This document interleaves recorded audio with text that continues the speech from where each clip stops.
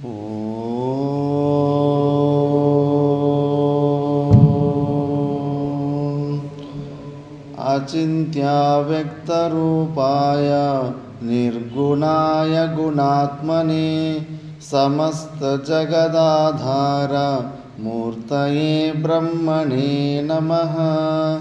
ಓಂ ಶಾಂತಿ ಶಾಂತಿ ಶಾಂತಿ. ನಾವು ಇವತ್ತು ಗುರುಗೀತೆಯ ಗ್ರಂಥದ ವಿಚಾರವನ್ನು ಪ್ರಾರಂಭ ಮಾಡ್ತಿದ್ದೀವಿ. ಇದರಲ್ಲಿ ನಿಮ್ಮ ಹತ್ರ ಇರೋ ಕನ್ನಡ ಪುಸ್ತಕದಲ್ಲಿ ಅರ್ಧಕ್ಕರ್ಧ ಶ್ಲೋಕಗಳನ್ನು ಅಲ್ಲಿ ಮಿನಿಮೈಸ್ ಮಾಡಿಬಿಟ್ಟಿದ್ದಾರೆ. ಟೋಟಲ್ ಆಗಿ ಗುರುಗೀತೆಯಲ್ಲಿರೋ ಶ್ಲೋಕ ಸಂಖ್ಯೆ 352. ನಿಮ್ಮ ಹತ್ರ ಇರೋ ಕನ್ನಡ ಪುಸ್ತಕದಲ್ಲಿ 183 ತನಕ ಇದೆ. ಮಧ್ಯದಲ್ಲಿ ಸ್ವಲ್ಪ ಹೇಳಿದ ವಿಷಯನ ಹೇಳ್ದಂಗಿರೋ ಅಂಥ ಶ್ಲೋಕಗಳಿದ್ದನ್ನು ಅದನ್ನು ಸ್ವಲ್ಪ ಕಟ್ ಮಾಡಿಬಿಟ್ಟು ಸಾರಭೂತವನ್ನು ಮಾತ್ರ ಅದರಲ್ಲಿ ಬರೆದಿದ್ದಾರೆ. ನಾವು ಡೀಟೇಲಾಗಿ ಹೋಗೋಣ. ಸ್ಟಾರ್ಟಿಂಗ್ ಮಂಗಳಾಚರಣೆಯಲ್ಲಿ ಫಸ್ಟ್ ಈ ಗ್ರಂಥ ಸ್ಕಂದಪುರಾಣದಲ್ಲಿ ಉತ್ತರಾಖಂಡದಲ್ಲಿ ಬರುತ್ತೆ. ಈ ಪುರಾಣವನ್ನು ಮುಖ್ಯವಾಗಿ ಎಲ್ಲ ಪುರಾಣಗಳು ವೇದವು ಎಲ್ಲವೂ ವ್ಯಾಸ ಭಗವಾನರ ರಚನೆಯೇ. ಇದು ಸ್ಟೋರಿ ನಡೀತಾ ಇರೋದು ನೈಮಿಷಾರಣ್ಯದಲ್ಲಿ ಸೂತ ಮಹರ್ಷಿಗಳು ಅಲ್ಲಿ ಶೌನಕ ಮಹರ್ಷಿಯ ಒಂದು ಸತ್ರಯಾಗದಲ್ಲಿ ಅವರು ಬಂದ ಮೇಲೆ ಅವರನ್ನೆಲ್ಲರೂ ಸ್ಟೋರೀಸ್ ಎಲ್ಲ ಕೇಳ್ತಾ ಇರ್ತಾರೆ. ಆ ಸ್ಟೋರೀಸ್ ಮಧ್ಯದಲ್ಲಿ ಈ ಗುರುಗೀತೆಯನ್ನು ಕೂಡ ಅವರು ಹೇಳ್ತಾರೆ, ಆ ಋಷಿಗಳೇ ಕೇಳ್ತಾರೆ. ಇದು ಸ್ಟೋರಿ ನಡೆದಿರೋದು ಪಾರ್ವತಿ ಮತ್ತು ಶಿವನ ಮಧ್ಯದಲ್ಲಿ. ಇದನ್ನು ಕೈಲಾಸದಲ್ಲೇ ಇದು ಸ್ಟೋರಿ ನಡೆದಿರೋದು. ಅದನ್ನು ದಿವ್ಯ ದೃಷ್ಟಿಯಿಂದ ಸೂತ ಮಹರ್ಷಿಗಳು ಫಸ್ಟ್ ವ್ಯಾಸ ಭಗವಾನರು, ವೈಶಂಪಾಯನರು ಇವರೆಲ್ಲ ತಿಳ್ಕೊಂಡು ಜನ್ಮೇಜಯನ ಸರ್ಪಯಜ್ಞದಲ್ಲಿ ಅಲ್ಲೆಲ್ಲ ಮಾತಾಡ್ಕೊಂಡಿರ್ತಾರೆ, ವಿಚಾರ ಮಾಡಿರ್ತಾರೆ. ಅದನ್ನು ನೋಡಿದ ಸೂತ ಮಹರ್ಷಿಗಳು ಈಗ ನೈಮಿಷಾರಣ್ಯಕ್ಕೆ ಬಂದು ಶೌನಕ ಮಹರ್ಷಿಗಳ ಆಶ್ರಮದಲ್ಲಿ ಮತ್ತೆ ಅದೇ ಸ್ಟೋರಿಯನ್ನು ಇನ್ನೊಂದು ಸತಿ ಹೇಳ್ತಾ ಇರ್ತಾರೆ. ಫಸ್ಟು ನಮ್ಮ ಮಂಗಳಾಚರಣೆ ಮಾಡ್ತಾರೆ. ಅಚಿಂತ್ಯ ಅವ್ಯಕ್ತ ರೂಪಾಯ, ಆ ಪರಮಾತ್ಮನು, ಗುರು ಮತ್ತು ಪರಮಾತ್ಮನಲ್ಲಿ ಭೇದವಿಲ್ಲ. ಆದ್ದರಿಂದ ಆ ಪರಮಾತ್ಮನು ಎಂತಹವನಂದರೆ ಅಚಿಂತ್ಯ ರೂಪ, ಚಿಂತನೆ ಮಾಡೋದಕ್ಕೆ ಆಗೋದಿಲ್ಲ ಅಂತ. ಮತ್ತು ಇನ್ನೇನು ನಮಗೆ ಚಿಂತನೆ ಮಾಡೋದಕ್ಕೆ ಆಗೋದಿಲ್ಲ ಅಂದರೆ ಪರಮಾತ್ಮನ ಹೊಂದೋದೇ ಇದೆ. ಅದರ ಅರ್ಥ ಅಂದರೆ ಇಂದ್ರಿಯಗಳಿಗೆ ಗೋಚರವಾದಂಗಲ್ಲ. ಮತ್ತು ಇಂದ್ರಿಯ ನಮ್ಮ ಹತ್ರ ಇರೋದು ಇಂದ್ರಿಯ, ಮನಸ್ಸು, ಬುದ್ಧಿ, ಇದು ಕೂಡ ಇಂದ್ರಿಯನೇ. ಇಂದ್ರಿಯಗೆ ಗೋಚರವೇ ಆಗೋದಿಲ್ಲ ಅಂದರೆ ಮತ್ತು ನಾವೇನು ಪರಮಾತ್ಮನ ತಿಳ್ಕೊಳ್ಳೋದಕ್ಕಾಗೋದಿಲ್ಲ ಅಂದರೆ ಇಲ್ಲ. ಇಂದ್ರಿಯಗಳಿಂದ ವಿಷಯತೆಯ ಗೋಚರವಾಗೋದಿಲ್ಲ, ಅವಿಷಯತರ ಲಕ್ಷಿತವಾಗ್ತಾನೆ. ಹೇಗೆ ನಮ್ಮ ಕಣ್ಣಿನ ಜ್ಞಾನ ಹೇಗಾಗ್ತಾಯಿದೆ, ಕಣ್ಣನ್ನು ನಾವು ಮೈಕು ಕೈಗಳು ನೋಡ್ಕೊಂಡಂಗೆ ನೋಡ್ಕೊಳ್ಳೋಕ್ಕಾಗ್ತಾಯಿಲ್ಲ, ಆದರೂ ಕೂಡ ನಮಗೆ ಕಣ್ಣಿದೆ ಎಂಬ ಜ್ಞಾನ ಹೇಗಾಗ್ತಾಯಿದೆಯೋ ಆ ವಿಷಯತೆ, ಅದೇ ಥರ ಪರಮಾತ್ಮನು ಇಂದ್ರಿಯಗಳಿಗೆ ವಿಷಯವಾಗೋದಿಲ್ಲ. ಅಚಿಂತ್ಯ ಅವ್ಯಕ್ತ ರೂಪಾಯ, ಮನಸ್ಸು ಬುದ್ಧಿಗಳಲ್ಲಿ ಆತ ವ್ಯಕ್ತನಾಗೋದಿಲ್ಲ, ಅವ್ಯಕ್ತ ರೂಪನಾಗಿರ್ತಾನೆ. ಅಂಥ ಒಂದು ಅಚಿಂತ್ಯ ಅವ್ಯಕ್ತ ರೂಪಾಯ ಪರಮಾತ್ಮನಿಗೆ ನಿರ್ಗುಣಾಯ, ಯಾವುದೇ ಪ್ರಕಾರವಾದಂಥ ಗುಣಗಳಿಲ್ಲ. ಗುಣಗಳಿದ್ದರೆ ನಾವು ಮನಸ್ಸು ಬುದ್ಧಿಯಿಂದ ತಿಳ್ಕೊಂಡ್ಬಿಡ್ತೀವಿ. ಆಕಾಶ ನಮಗೆ ಕಣ್ಣಿಗೆ ಕಾಣಿಸ್ತಾ ಇಲ್ಲ, ಖಾಲಿ ಜಾಗನ ಆಕಾಶ ಅಂತೀವಿ. ಗಾಳಿ ಕೂಡ ಕಣ್ಣಿಗೆ ಕಾಣಿಸ್ತಾ ಇಲ್ಲ, ಆದರೂ ಕೂಡ ಗಾಳಿ ಮತ್ತು ಖಾಲಿ ಜಾಗ ಆಕಾಶ ಇದೆ ಅಂತ ನಾವು ತಿಳ್ಕೊಂಬಿಡ್ತೀವಿ. ಯಾಕಂದರೆ ಅದಕ್ಕೆ ಗುಣಗಳಿದ್ದಾವೆ. ಆಕಾಶದ ಗುಣ, ಶಬ್ದ ಗುಣ ಇದೆ, ಶಬ್ದಗಳು ಕೇಳಿಸ್ತಾ ಇದೆ ಅಂದರೆ ಆಕಾಶ ಇದೆ ಅಂತ ಅರ್ಥ. ಮತ್ತು ಅವಕಾಶ ದಾತೃತ್ವ, ಅಕಾಮಿಡೇಟಿಂಗ್ ಕೆಪ್ಯಾಸಿಟಿ, ಕೂತಿದ್ದೀವಿ ಅಂದರೆ ಇಲ್ಲಿ ಖಾಲಿ ಜಾಗ ಇದ್ದಿದ್ದಕ್ಕೆ ಕೂತಿದ್ದೀವಿ. ಆದ್ದರಿಂದ ಅನುಮಾನದಿಂದ ನಮಗೆ ಖಾಲಿ ಜಾಗ ಜ್ಞಾನ ಆಗ್ತದೆ. ಗಾಳಿ ಕೂಡ ಅಷ್ಟೇ, ಕಣ್ಣಿಗೇನು ಕಾಣಿಸ್ತಾ ಇಲ್ಲ, ಗಾಳಿಯ ಪ್ರಭಾವದಿಂದ ಕಾರ್ಯ ಕಾಣಿಸ್ತಾ ಇರುತ್ತೆ. ಬಟ್ಟೆಗಳು ಆ ಕಡೆ ಈ ಕಡೆ, ಮರದ ರೆಂಬೆಗಳು, ಸ್ಪರ್ಶೇಂದ್ರಿಯಕ್ಕೆ ಟಚ್ ಆಗ್ತಾ ಇರುತ್ತೆ ಗಾಳಿ. ಆದ್ದರಿಂದ ಇದು ಕೂಡ ಬುದ್ಧಿಯಲ್ಲಿ ಅನುಮಾನ ರೂಪದಿಂದನೇ ನಾವು ಜ್ಞಾನವನ್ನು ಹೊಂದಿಬಿಡ್ತೀವಿ. ನಿರ್ಗುಣ, ಅದ್ರ ಗುಣಗಳಿದ್ದರೆ ಕೂಡ ನಾವು ಜ್ಞಾನನ ಹೊಂದಿಬಿಡ್ಬೋದು. ಆದರೆ ಪರಮಾತ್ಮನಲ್ಲಿ ಯಾವುದೇ ಗುಣಗಳಿಲ್ಲ. ನೀನು ಮನಸ್ಸು ಬುದ್ಧಿಯಿಂದ ಕೂಡ ಏನು ಯೋಚನೆ ಮಾಡೋದಕ್ಕಾಗೋದೇ ಇಲ್ಲ ಪರಮಾತ್ಮನ ಬಗ್ಗೆ. ನಿರ್ಗುಣಾಯ ಮತ್ತು ಗುಣಾತ್ಮನೇ, ನೋಡಿ ಇಲ್ಲಿ ನಿರ್ಗುಣ, ಗುಣಗಳೇ ಇಲ್ಲ, ತ್ರಿಗುಣಾತೀತ ಅಂತ ಹೇಳ್ಬಿಟ್ಟು ಈಗ ಗುಣಗಳಿಗೆ ಆತ್ಮಸ್ವರೂಪ ಅಂತ. ಅಂದರೆ ಅಧಿಷ್ಠಾನ. ನಾವು ಏನು ಸಗುಣ ಸಾಕಾರ ರೂಪನಾದ ಪರಮಾತ್ಮನು, ಈ ಸೃಷ್ಟಿಕರ್ತನಾದ ಪರಮಾತ್ಮನ ನಾವು ತ್ರಿಗುಣಾಮಯ ಆದಂಥ ಮಾಯಾ ವಿಶಿಷ್ಟ ಚೈತನ್ಯ ರೂಪನಾದ ಹಿರಣ್ಯ ಗರ್ಭನನ್ನು ನಾವು ತಿಳ್ಕೊಂಡಿದ್ದೀವೋ, ಆ ಗುಣಗಳಿಗೆ ಎಲ್ಲವೂ ಕೂಡ ಅಧಿಷ್ಠಾನ ಆಗಿರುವಂಥ ನಿರ್ಗುಣ ನಿರಾಕಾರ ರೂಪ ಪರಮಾತ್ಮನನ್ನು ಇಲ್ಲಿ ನೆನೆಸ್ಕೊತಾ ಇದ್ದಾರೆ. ಎಲ್ಲ ಗುಣಗಳಿಗೂ ಅಧಿಷ್ಠಾನವು ಪರಮಾತ್ಮನೇ. ಮತ್ತು ಸಮಸ್ತ ಜಗದ್ ಆಧಾರ ಮೂರ್ತಯೇ, ಈ ಎಲ್ಲ ಜಗತ್ತಿಗೆ, ಎಲ್ಲ ಸಂಪೂರ್ಣ ಜಗತ್ತಿಗೆ ದೃಶ್ಯಕೋಟಿಯಲ್ಲಿ ಏನೇನೆಲ್ಲ ವಸ್ತುಗಳು ಜ್ಞಾನ ನಿನಗಾಗ್ತಾ ಇದೆಯೋ ಅವೆಲ್ಲರ ಆಧಾರಭೂತನಾಗಿರುವಂಥ ಮೂರ್ತಯೇ ಬ್ರಹ್ಮನೇ ನಮಃ, ಅಂಥ ಪರಮಾತ್ಮನಿಗೆ ನಾನು ದೊಡ್ಡ ನಮಸ್ಕಾರ ಮಾಡ್ತಾಯಿದ್ದೀನಿ ಅಂತ ಪ್ರಾರಂಭ ಮಾಡ್ತಾರೆ ಗುರುಗೀತೆ. ಮತ್ತು ಇದರಲ್ಲಿ ಫಸ್ಟು ಋಷಿಗಳೆಲ್ಲ ನೈಮಿಷಾರಣ್ಯದಲ್ಲಿ ಕೂತ್ಕೊಂಡು ಎಲ್ಲ ಪುರಾಣಗಳು ಕೇಳ್ತಾ ಇದ್ದಾರೆ. ಅವ್ರಿಗೆ ಈ ಗುರುತತ್ವದ ಬಗ್ಗೆ, ಈಶ್ವರ ಮತ್ತು ಪಾರ್ವತಿ ಮಧ್ಯದಲ್ಲಿ ನಡೆದಿರೋ ಅಂಥ ಸಂವಾದವನ್ನು ಅಲ್ಲಿ ಸ್ವಲ್ಪ ಇಲ್ಲಿ ಸ್ವಲ್ಪ ಕೇಳಿರ್ತಾರೆ. ಅದಕ್ಕೆ ಅದ್ರ ಬಗ್ಗೆ ಕೇಳ್ತಾರೆ. ಈಗ ಸೂತ ಮಹಾಪ್ರಾಜ್ಞ ನಿಗಮಾಗಮ ಪಾರಗ ಗುರು ಸ್ವಸ್ವರೂಪಂ ಅಸ್ಮಾಕಂ ಬ್ರೂಹಿ ಸರ್ವಮಲಾಪಹಂ. ಇವೆಲ್ಲ ಶ್ಲೋಕಗಳಲ್ಲಿ ಕಟ್ ಮಾಡಿದ್ದಾರೆ. ಎಷ್ಟು ಶ್ಲೋಕಗಳಂದರೆ ಕನ್ನಡ ಪುಸ್ತಕದಲ್ಲಿ 10 ಶ್ಲೋಕಗಳಿಲ್ಲ, ಸ್ಟಾರ್ಟಿಂಗಿಂದ ಇರೋವಂಥದ್ದು 10 ಶ್ಲೋಕಗಳು. ಈ ಶ್ಲೋಕದಲ್ಲಿ ಋಷಿಗಳು ಕೇಳ್ತಾರೆ ಸೂತ ಮಹರ್ಷಿಯನ್ನು. ಸೂತ ಮಹರ್ಷಿಗೆ ಅಬ್ಜೆಕ್ಟಿವ್ ಕೊಡ್ತಾರೆ, ನಿಗಮ ಆಗಮ ಪಾರಗಾಹ ಅಂತ. ನಿಗಮವನ್ನು ಆಗಮವನ್ನು ಸಂಪೂರ್ಣವಾಗಿ ತಿಳಿದಿರೋ ಅಂಥವನು ಅಂತ. ನಿಗಮ ಅಂದರೆ ವೇದಶಾಸ್ತ್ರವನ್ನು, ವೇದ ಮಂತ್ರಗಳು. ಮತ್ತು ಆಗಮ ಅಂದರೆ ಗಮಯಂತಿ ಮಂತ್ರಾರ್ಥಾನ್ ಜ್ಞಾಪಯಂತಿ ಇತಿ, ಇದು ನಿಗಮ. ಗಮಯಂತಿ ಮಂತ್ರಾರ್ಥನ್ ಜ್ಞಾಪಯಂತಿ ಇತಿ ನಿಗಮಾಹ ಅಂತ. ಮಂತ್ರ ಸ್ವರೂಪವಾಗಿರುತ್ತೆ. ವೇದದಲ್ಲಿ ಏನಿರುತ್ತೆ ಅಂದರೆ ಇದು ಡೈರೆಕ್ಟಾಗಿ ಸೃಷ್ಟಿಯಲ್ಲಿ ಈಶ್ವರನ ಉಸಿರು ಹೆಂಗೆ, ಶ್ವಾಸ ಹೇಗೆ ಉತ್ಪನ್ನ ಆಯಿತೋ ಅದೇ ಥರನೇ ಈ ವೇದ ಪ್ರಕಟವಾಗಿರುತ್ತೆ. ಪ್ರಕೃತಿ ತತ್ವದಲ್ಲಿ ಅದಿರುತ್ತೆ. ಮತ್ತು ಅದನ್ನು ಋಷಿಗಳು ತಪಸ್ಸು ಮಾಡಿ ಆ ತತ್ವವನ್ನು ತಿಳ್ಕೊಂಡು ಮಂತ್ರದ್ರಷ್ಟಾರಹ ಅಂತಾರೆ. ಮಂತ್ರಗಳನ್ನು ಋಷಿಗಳು ಉತ್ಪನ್ನ ಮಾಡೋದಿಲ್ಲ, ತಿಳ್ಕೊತಾರಷ್ಟೇ, ನೋಡಿ ತಿಳ್ಕೊತಾರಷ್ಟೇ, ಉತ್ಪನ್ನ ಮಾಡೋದು ಆಗೋದಿಲ್ಲ. ಅದು ಸೈಂಟಿಸ್ಟ್ಗಳು ಎಷ್ಟೋ ಫಾರ್ಮುಲಾಗಳು ತಿಳ್ಕೊತಾರಲ್ಲ ಪ್ರಕೃತಿಯಲ್ಲಿ, ಕರೆಂಟನ್ನು ಉತ್ಪತ್ತಿ ಮಾಡುವಂಥ ತತ್ವಗಳು, ಎಷ್ಟೋ ತತ್ವಗಳು ಆ ಪ್ರಕೃತಿಯಲ್ಲಿ ಮುಂಚೆನೇ ಇತ್ತವೆಲ್ಲ ಫಾರ್ಮುಲಾಸು ತತ್ವ ಎಲ್ಲ. ಇವ್ರದ್ದು ಯಾರ್ಯಾರು ತಪಶ್ಚರ್ಯ ಮಾಡಿ ತಿಳ್ಕೊತಾರೋ ಅದು ವ್ಯಕ್ತ ಆಗ್ತಾ ಇರುತ್ತೆ. ಅದೇ ಥರ ಈ ವೇದ ಮಂತ್ರಗಳು ಕೂಡ ಅಷ್ಟೇ, ಋಷಿಗಳು ತಪಸ್ಸು ಮಾಡಿ ಅದನ್ನು ತಿಳ್ಕೊಂಡು ಮಂತ್ರದ್ರಷ್ಟಾರಹ ಅಂತಾರೆ. ಈ ಥರ ಅದು ವೇದಗಳು ಎಲ್ಲ ಹೊರಗಡೆ ಬಂದಿರುತ್ತೆ. ಆ ವೇದದಲ್ಲಿ ಏನಿರುತ್ತೆ ಅಂದರೆ ದೇವತೆಗಳ ಸ್ತುತಿ ಇರುತ್ತೆ, ಮತ್ತು ಕರ್ಮಕಾಂಡ ಯಾಗ ಯಜ್ಞಾದಿಗಳೆಲ್ಲ ಹೇಗೆ ಮಾಡಬೇಕನ್ನೋ ಒಂದು ಜ್ಞಾನ ಇರುತ್ತೆ. ಮತ್ತು ಜೀವ ಬ್ರಹ್ಮ ಮೋಕ್ಷ ಪುರುಷಾರ್ಥ ಎಲ್ಲ 4 ಪುರುಷಾರ್ಥದ ಬಗ್ಗೆ ವೇದದಲ್ಲಿ ಇರುತ್ತೆ. ಇದನ್ನು ಡೈರೆಕ್ಟಾಗಿ ನಿಗಮ ಅಂತಾರೆ. ಆಗಮ ಅಂದರೆ ಆಸಮಂತಾತ್ ಆಗತಃ ಅಂತ. ಇದರಲ್ಲಿ ನಮ್ಮ ಸನಾತನ ಧರ್ಮದಲ್ಲಿ ನಾವು ಹೆಚ್ಚು ನಮ್ಮ ಜೀವನ ಶೈಲಿನೇ ಆಗಮ ಗ್ರಂಥಗಳಿಂದ ಬಂದಿರೋದು.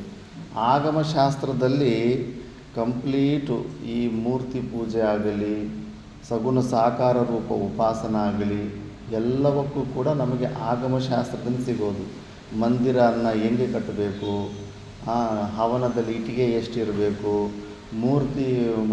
ಮೂರ್ತಿ ಪೂಜೆ ಹೇಗೆ ಮಾಡಬೇಕು ಅಂತ ತಗೊಳ್ಳೋದು ನಿಗಮದ ಮಂತ್ರಗಳನ್ನೇ ತಗೊಂಡು ಅಲ್ಲಿನ ಮಂತ್ರಗಳು, ಉಪನಿಷತ್ತು ಮಂತ್ರಗಳನ್ನೇ ತೆಗೆದುಕೊಂಡು ಇವೆಲ್ಲ ಇದರಲ್ಲಿ ಬರ್ತಾ ಇರ್ತವೆ. ತಂತ್ರಶಾಸ್ತ್ರ, ವಾಸ್ತು, ಇವೆಲ್ಲವೂ ಕೂಡ ಆಗಮ ಶಾಸ್ತ್ರದಲ್ಲೇ ಬರ್ತಾ ಇರುತ್ತೆ. ಇದು ಆಸಮಂತ ಅಂತಂದರೆ ನಮ್ಮ ಟ್ರೆಡಿಷನಲ್ ಸ್ಪಿರಿಚುವಲ್ ವೇ ಅಂತ. ಇದರಲ್ಲಿ ಕೆಲವು ವೇದದಲ್ಲಿ ಇಲ್ಲದೇ ಇರೋವಂಥದ್ದು ಕೂಡ ಇದರಲ್ಲಿ ಇರ್ತವೆ. ಏನಂದರೆ ಮೂರ್ತಿ ಪೂಜೆ. ವೇದಗಳ ಡೈರೆಕ್ಟ್ ನಿಗಮಗಳಲ್ಲಿ ಮೂರ್ತಿ ಪೂಜೆ ಇಲ್ಲ. ಇನ್ನೂ ರಿವರ್ಸ್ ಆಗಿ ಆ ಭಗವಂತನಿಗೆ ತಸ್ಯ ಪ್ರತಿಮಾ ನಾಸ್ತಿ ಅಂತ, ಆ ಪರಮಾತ್ಮನಿಗೆ ಯಾವುದೇ ಪ್ರಕಾರವಾದಂಥ ಮೂರ್ತಿಗಳೇ ಇಲ್ಲ ಅಂತ ಅಲ್ಲಿ ಇನ್ನೂ ವೇದದಲ್ಲಿರುತ್ತೆ. ಈ ಆರ್ಯ ಸಮಾಜವರು ಕೇವಲ ನಿಗಮ ರೂಪವಾದಂಥ ವೇದಶಾಸ್ತ್ರನೇ ಇಟ್ಕೊಂಡು ಮುಂದೋಗ್ತಿರ್ತಾರೆ. ಈ ಆಗಮ ವಿಷಯದಲ್ಲಿ ಅವರು ಟಚ್ ಮಾಡ್ತಾರೆ. ಅದಕ್ಕೆ ಅವರು ಮೂರ್ತಿ ಪೂಜೆಯನ್ನು ವಿರೋಧ ಮಾಡ್ತಾ ಇರ್ತಾರೆ. ಆದರೆ ನಮ್ಮದು ಸನಾತನ ಧರ್ಮ ಆಗಮಶಾಸ್ತ್ರದಿಂದನೇ ಮೂಲ. ಅದರಲ್ಲಿ 3 ಶೈವ, ಶಾಕ್ತ, ವೈಷ್ಣವ ಅಂತ 3 ಪ್ರಕಾರದ ಆಗಮಶಾಸ್ತ್ರಗಳಿರ್ತವೆ. ಶೈವದಲ್ಲಿ ದಕ್ಷಿಣ ಭಾರತದ್ದೊಂದು ಶೈವಿಸಮು, ಕಾಶ್ಮೀರಿ ಶೈವಿಸಮ್ 2 ಪ್ರಕಾರ ಇದೆ. ಇನ್ನು ವೈಷ್ಣವದ್ದುರಲ್ಲಿ 4 ಇದೆ. ಮಧ್ವ, ರಾಮಾನಂದಿ 4 ಪ್ರಕಾರ ಆಗಮಶಾಸ್ತ್ರ ಇದೆ. ಮತ್ತು ಶಾಕ್ತಿ ಅದು ಭಾರತ ದೇಶದಲ್ಲಿ ಎಲ್ಲದರಲ್ಲೂ ಒಂದೇ ಥರ ಇದೆ, ದೇವಿ ಉಪಾಸನೆ. ಈ ದೇವಿ ಉಪಾಸನೆ ಮಾಡಿಕೊಂಡು ಕೂಡ ಎಲ್ಲರೂ ಕೂಡ ಮೋಕ್ಷನ ಹೊಂದೋ ಉದ್ದೇಶನೇ. ಸ್ವಲ್ಪ ಸ್ಟೆಪ್ಸ್, ಅಧಿಕಾರ ಭೇದದಿಂದ ಡಿಫ್ರೆಂಟ್ ಸ್ಟೆಪ್ಸ್ ಎಲ್ಲ ಇರೋದು. ಮತ್ತು ಗುರು ತತ್ವದ ಬಗ್ಗೆ ನಿಗಮಗಳಲ್ಲಿ ಕೂಡ ಮ್ಯಾಕ್ಸಿಮಮ್ ಬಂದೇ ಬರುತ್ತೆ. ಗುರು ಇಲ್ದಿರ ನೀನು ಶಾಸ್ತ್ರನ ಓದಲೇಬಾರ್ದು ಅನ್ನೋದು. ಬಟ್ ಇನ್ನೂ ಹೆಚ್ಚು ಆ ಗುರುಮೂರ್ತಿಯನ್ನು ಕೂಡ ಇಂಡಿವಿಜುವಲ್ ಆಗಿ ಆ ಪರಮಾತ್ಮ ಸ್ವರೂಪನೇ ಎಂದು ಆರಾಧನೆ ಮಾಡೋದರಿಂದ ಇನ್ನೂ ಕೆಲಸ ಬೇಕಾಗುತ್ತೆ, ನೀನು ಮೋಕ್ಷನ ಹೊಂದೋಗುತ್ತೆ ಅಂತ ಈ ಆಗಮಶಾಸ್ತ್ರದಲ್ಲಿ ಇನ್ನೂ ಹೆಚ್ಚಿರ್ತದೆ. ಉಪಾಸನೆಯಲ್ಲೂ ಕೂಡ ತುಂಬ ಜೋರು ಕೊಡುತ್ತೆ ಇದು. ಲೋಕಗಳ ಬಗ್ಗೆ ಕೂಡ ಚೆನ್ನಾಗಿ ಎಲ್ಲ ಆಗಮಶಾಸ್ತ್ರದಲ್ಲೇ ಹೆಚ್ಚು ಸಿಗ್ತಾ ಇರುತ್ತೆ. ಆದ್ದರಿಂದ ಈ ಸೂತ ಮಹರ್ಷಿಗಳು ನಿಗಮಶಾಸ್ತ್ರ, ಆಗಮಶಾಸ್ತ್ರ ಎರಡನ್ನೂ ಸಂಪೂರ್ಣವಾಗಿ ತಿಳಿದಿರೋರು ಅಂತ. ನಮ್ಮ ಗುರು ಪರಂಪರೆಯಲ್ಲಿ ನಮ್ಮ ಪರಮೇಷ್ಠಿ ಗುರುಗಳ ಗುರು ಅವರು ಎಲ್ಲ ನಿಗಮ ಆಗಮ ಎರಡನ್ನೂ ತಿಳಿದಿದ್ದರಂತೆ. ಮತ್ತು ಅವಧೂತರು, ಅವರು ಶಿಷ್ಯರು ಕರ್ಪಾತ್ರ ಸ್ವಾಮೀಜಿ ಕೂಡ ಅಭಯಾನಂದ ಸರಸ್ವತಿ ಸ್ವಾಮೀಜಿಯವ್ರ ಹತ್ರನೇ ಸುಮಾರು ಕಲ್ತ್ಕೊಂಡು ಅವರಿಗೆ ಕಲಿಯುಗ ವಶಿಷ್ಠ ಅಂತ ಬಿರುದು ಕೊಟ್ಟಿದ್ದರು ಕರ್ಪಾತ್ರ ಸ್ವಾಮೀಜಿ. ಅಂಥ ವಿದ್ವಾನ್ರವರು. ಆ ಆಗಮಶಾಸ್ತ್ರ ಸ್ವಲ್ಪ ವೇದಾಂತ ಪರಂಪರೆಯಲ್ಲಿ ಹೆಚ್ಚು ಅದರ ಬಗ್ಗೆ ಡೀಟೇಲಾಗಿ ಹೋಗಲ್ಲ.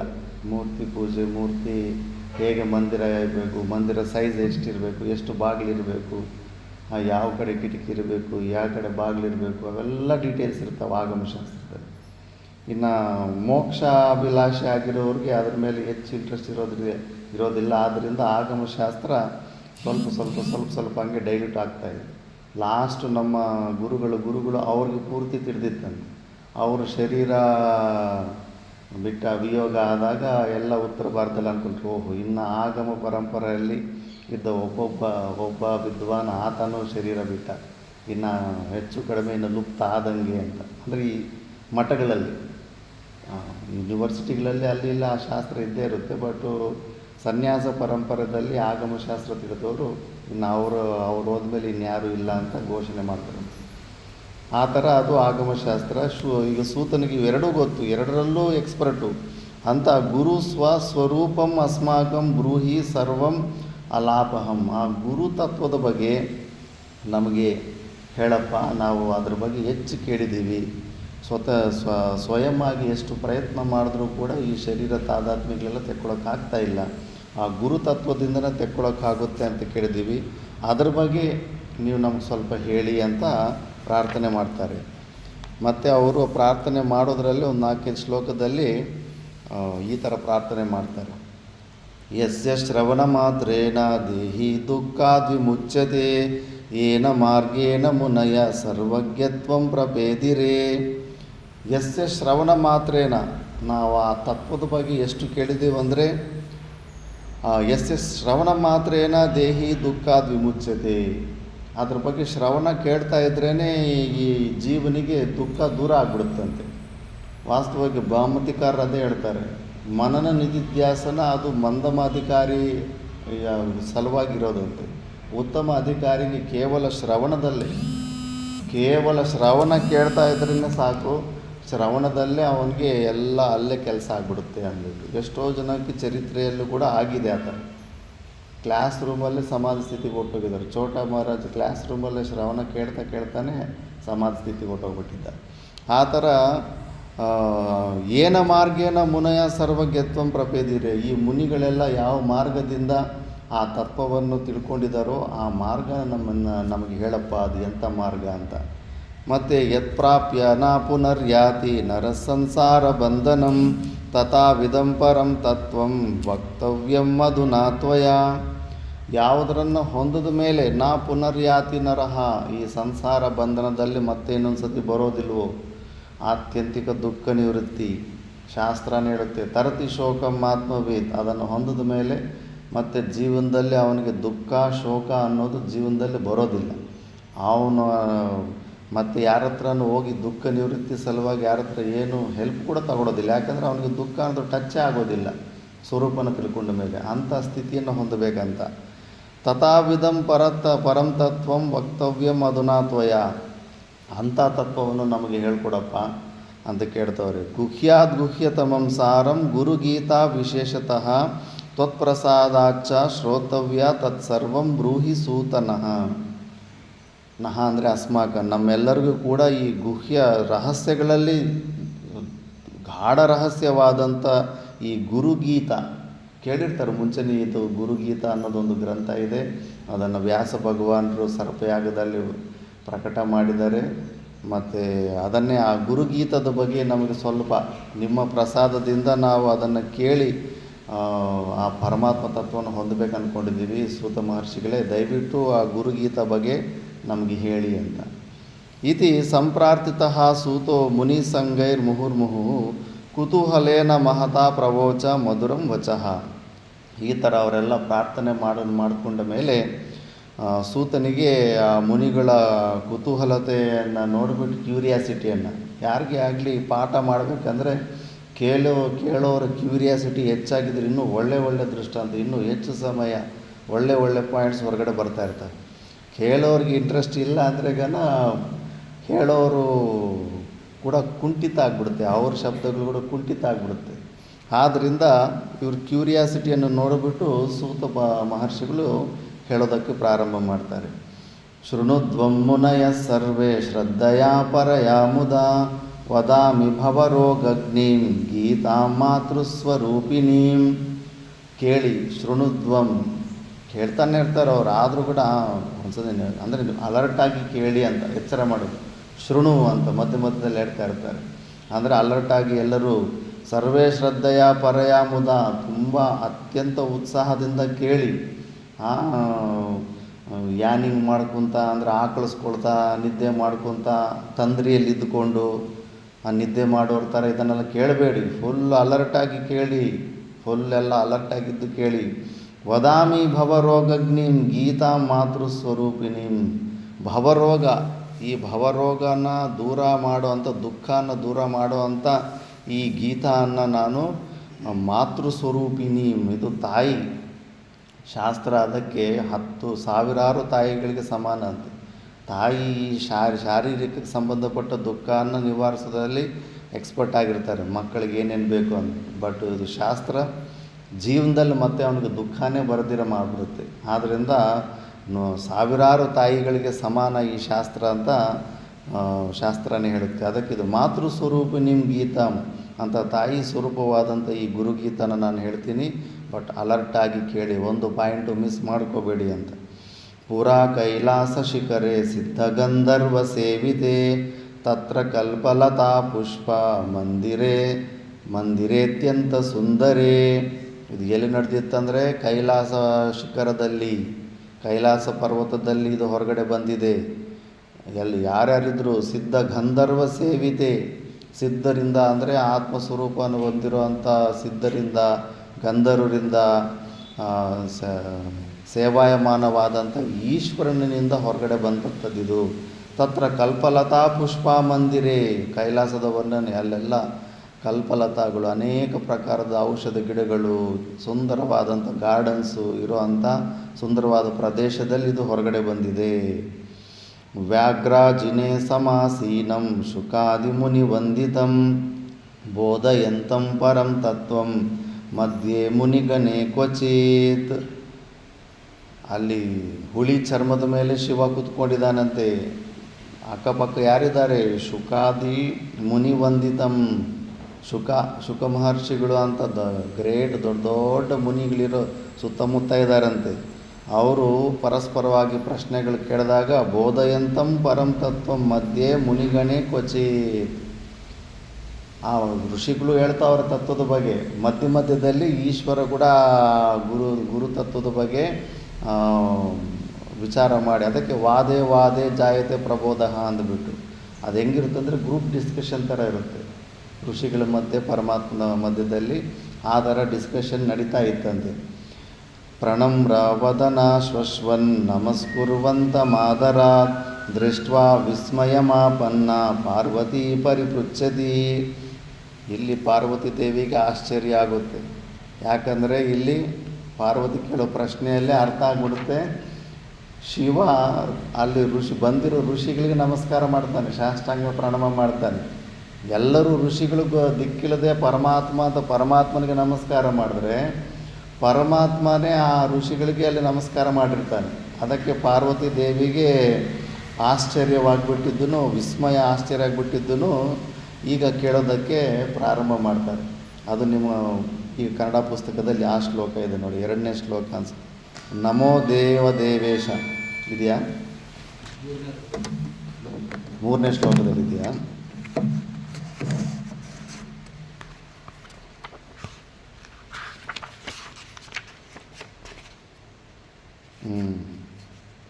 ಮೂರನೇ ಶ್ಲೋಕದಲ್ಲಿದೆ. 3 ಶ್ಲೋಕಗಳಲ್ಲೂ ಕೂಡ ಕನ್ನಡದಲ್ಲಿ ಅವರು ಸ್ವಂತ ಪದಗಳು ಕೆಲವೊಂದು ಜೋಡಿಸಿದ್ದಾರೆ. ಕೆಲವು ಕಾಪಿರೈಟ್ಸ್ ಪ್ರಾಬ್ಲಮ್ ಏನೋ ಗೊತ್ತಿಲ್ಲ.